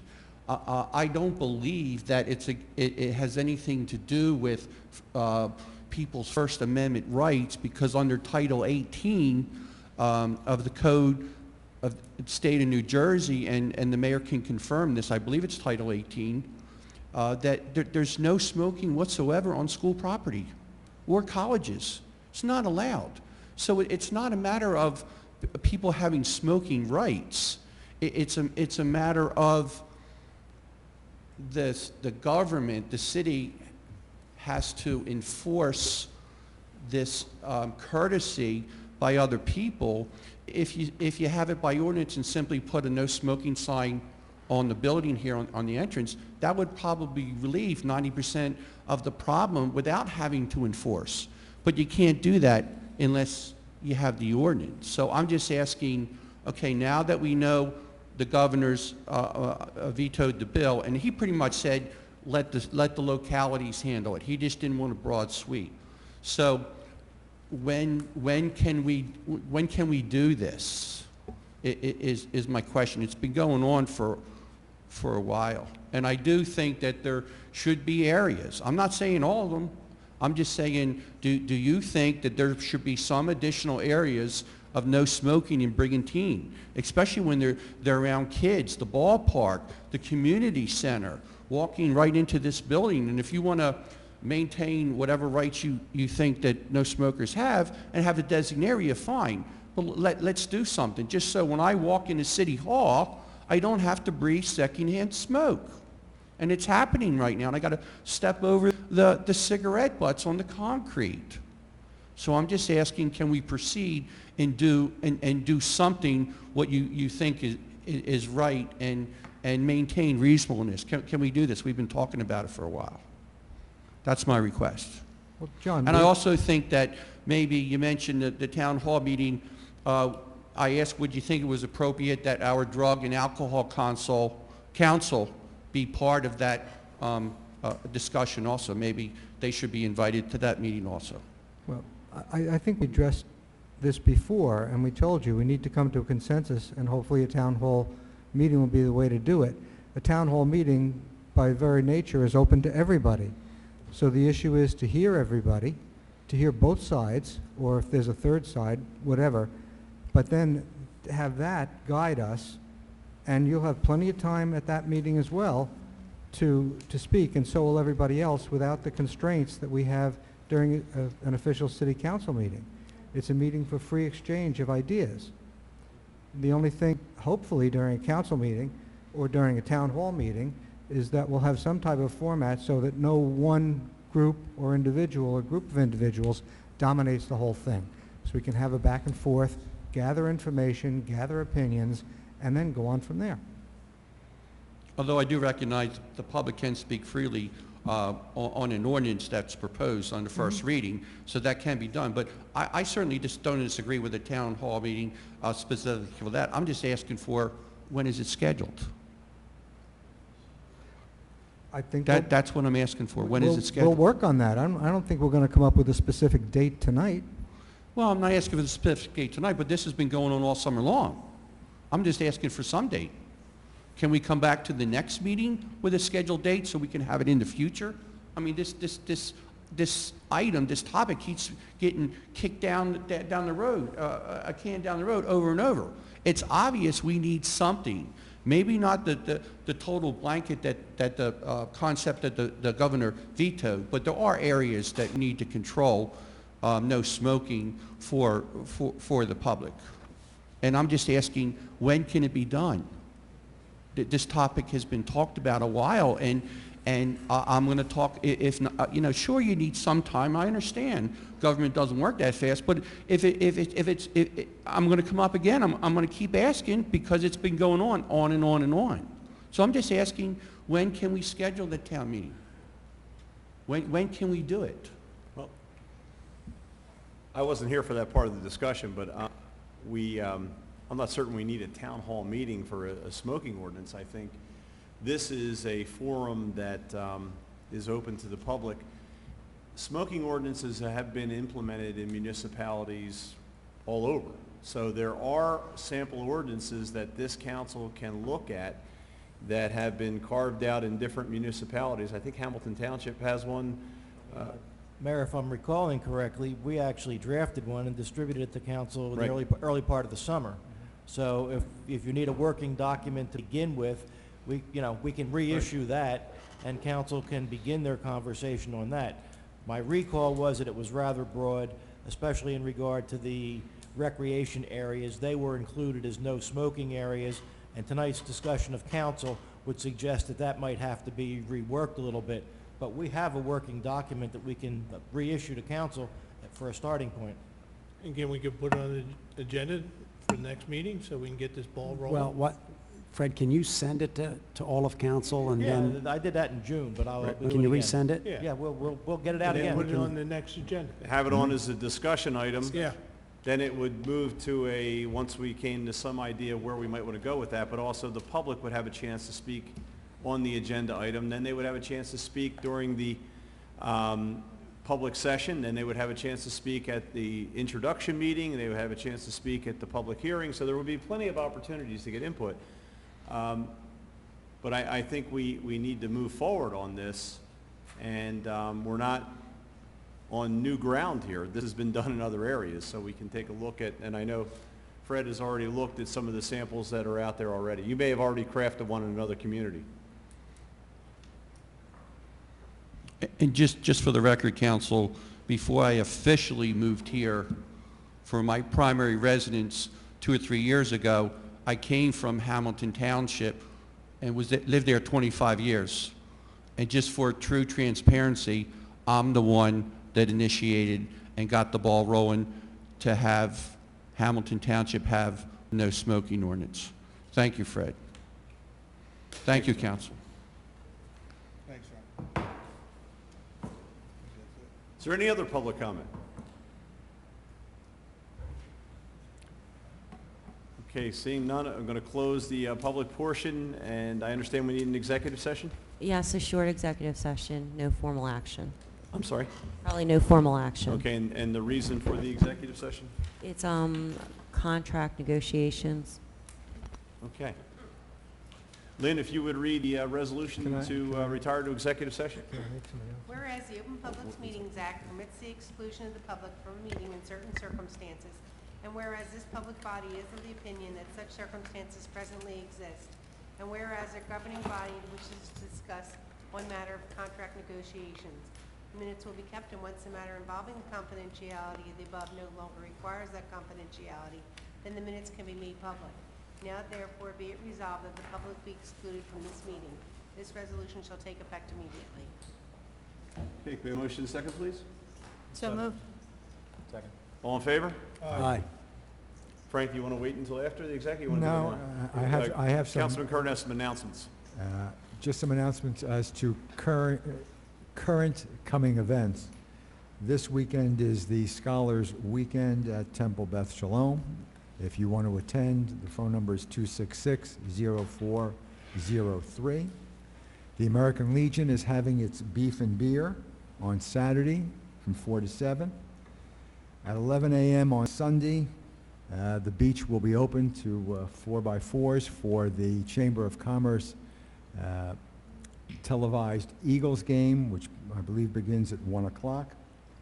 And last but not least, there is the 4th Ward Candidates Forum this coming Saturday at 10 a.m.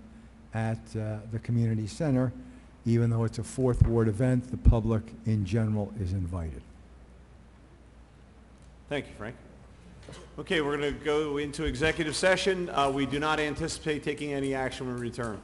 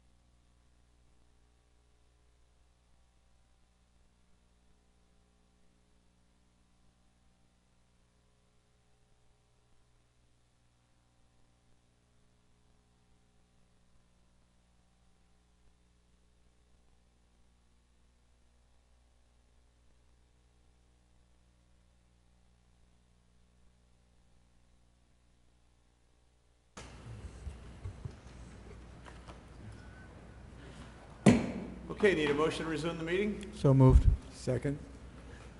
All in favor? Aye. As we always do, the solicitor will comment on the topics that were discussed in the executive session. In executive session, the mayor and city council discussed a possible purchase of land. No particular decision was made. However, following the discussion, council advised the city manager as to additional information that is required, and the manager will pursue this matter further. Additional information on this will be made available to the public in the next 45 to 60 days. Thank you, Fred. Okay, seeing no other business before council, need a motion to adjourn? So moved. Second. All in favor? Aye. Once again, I want to thank everyone who attended this evening, and thank Frank Kern for running the meeting in my absence, and thank you for viewing at home. Have a good night.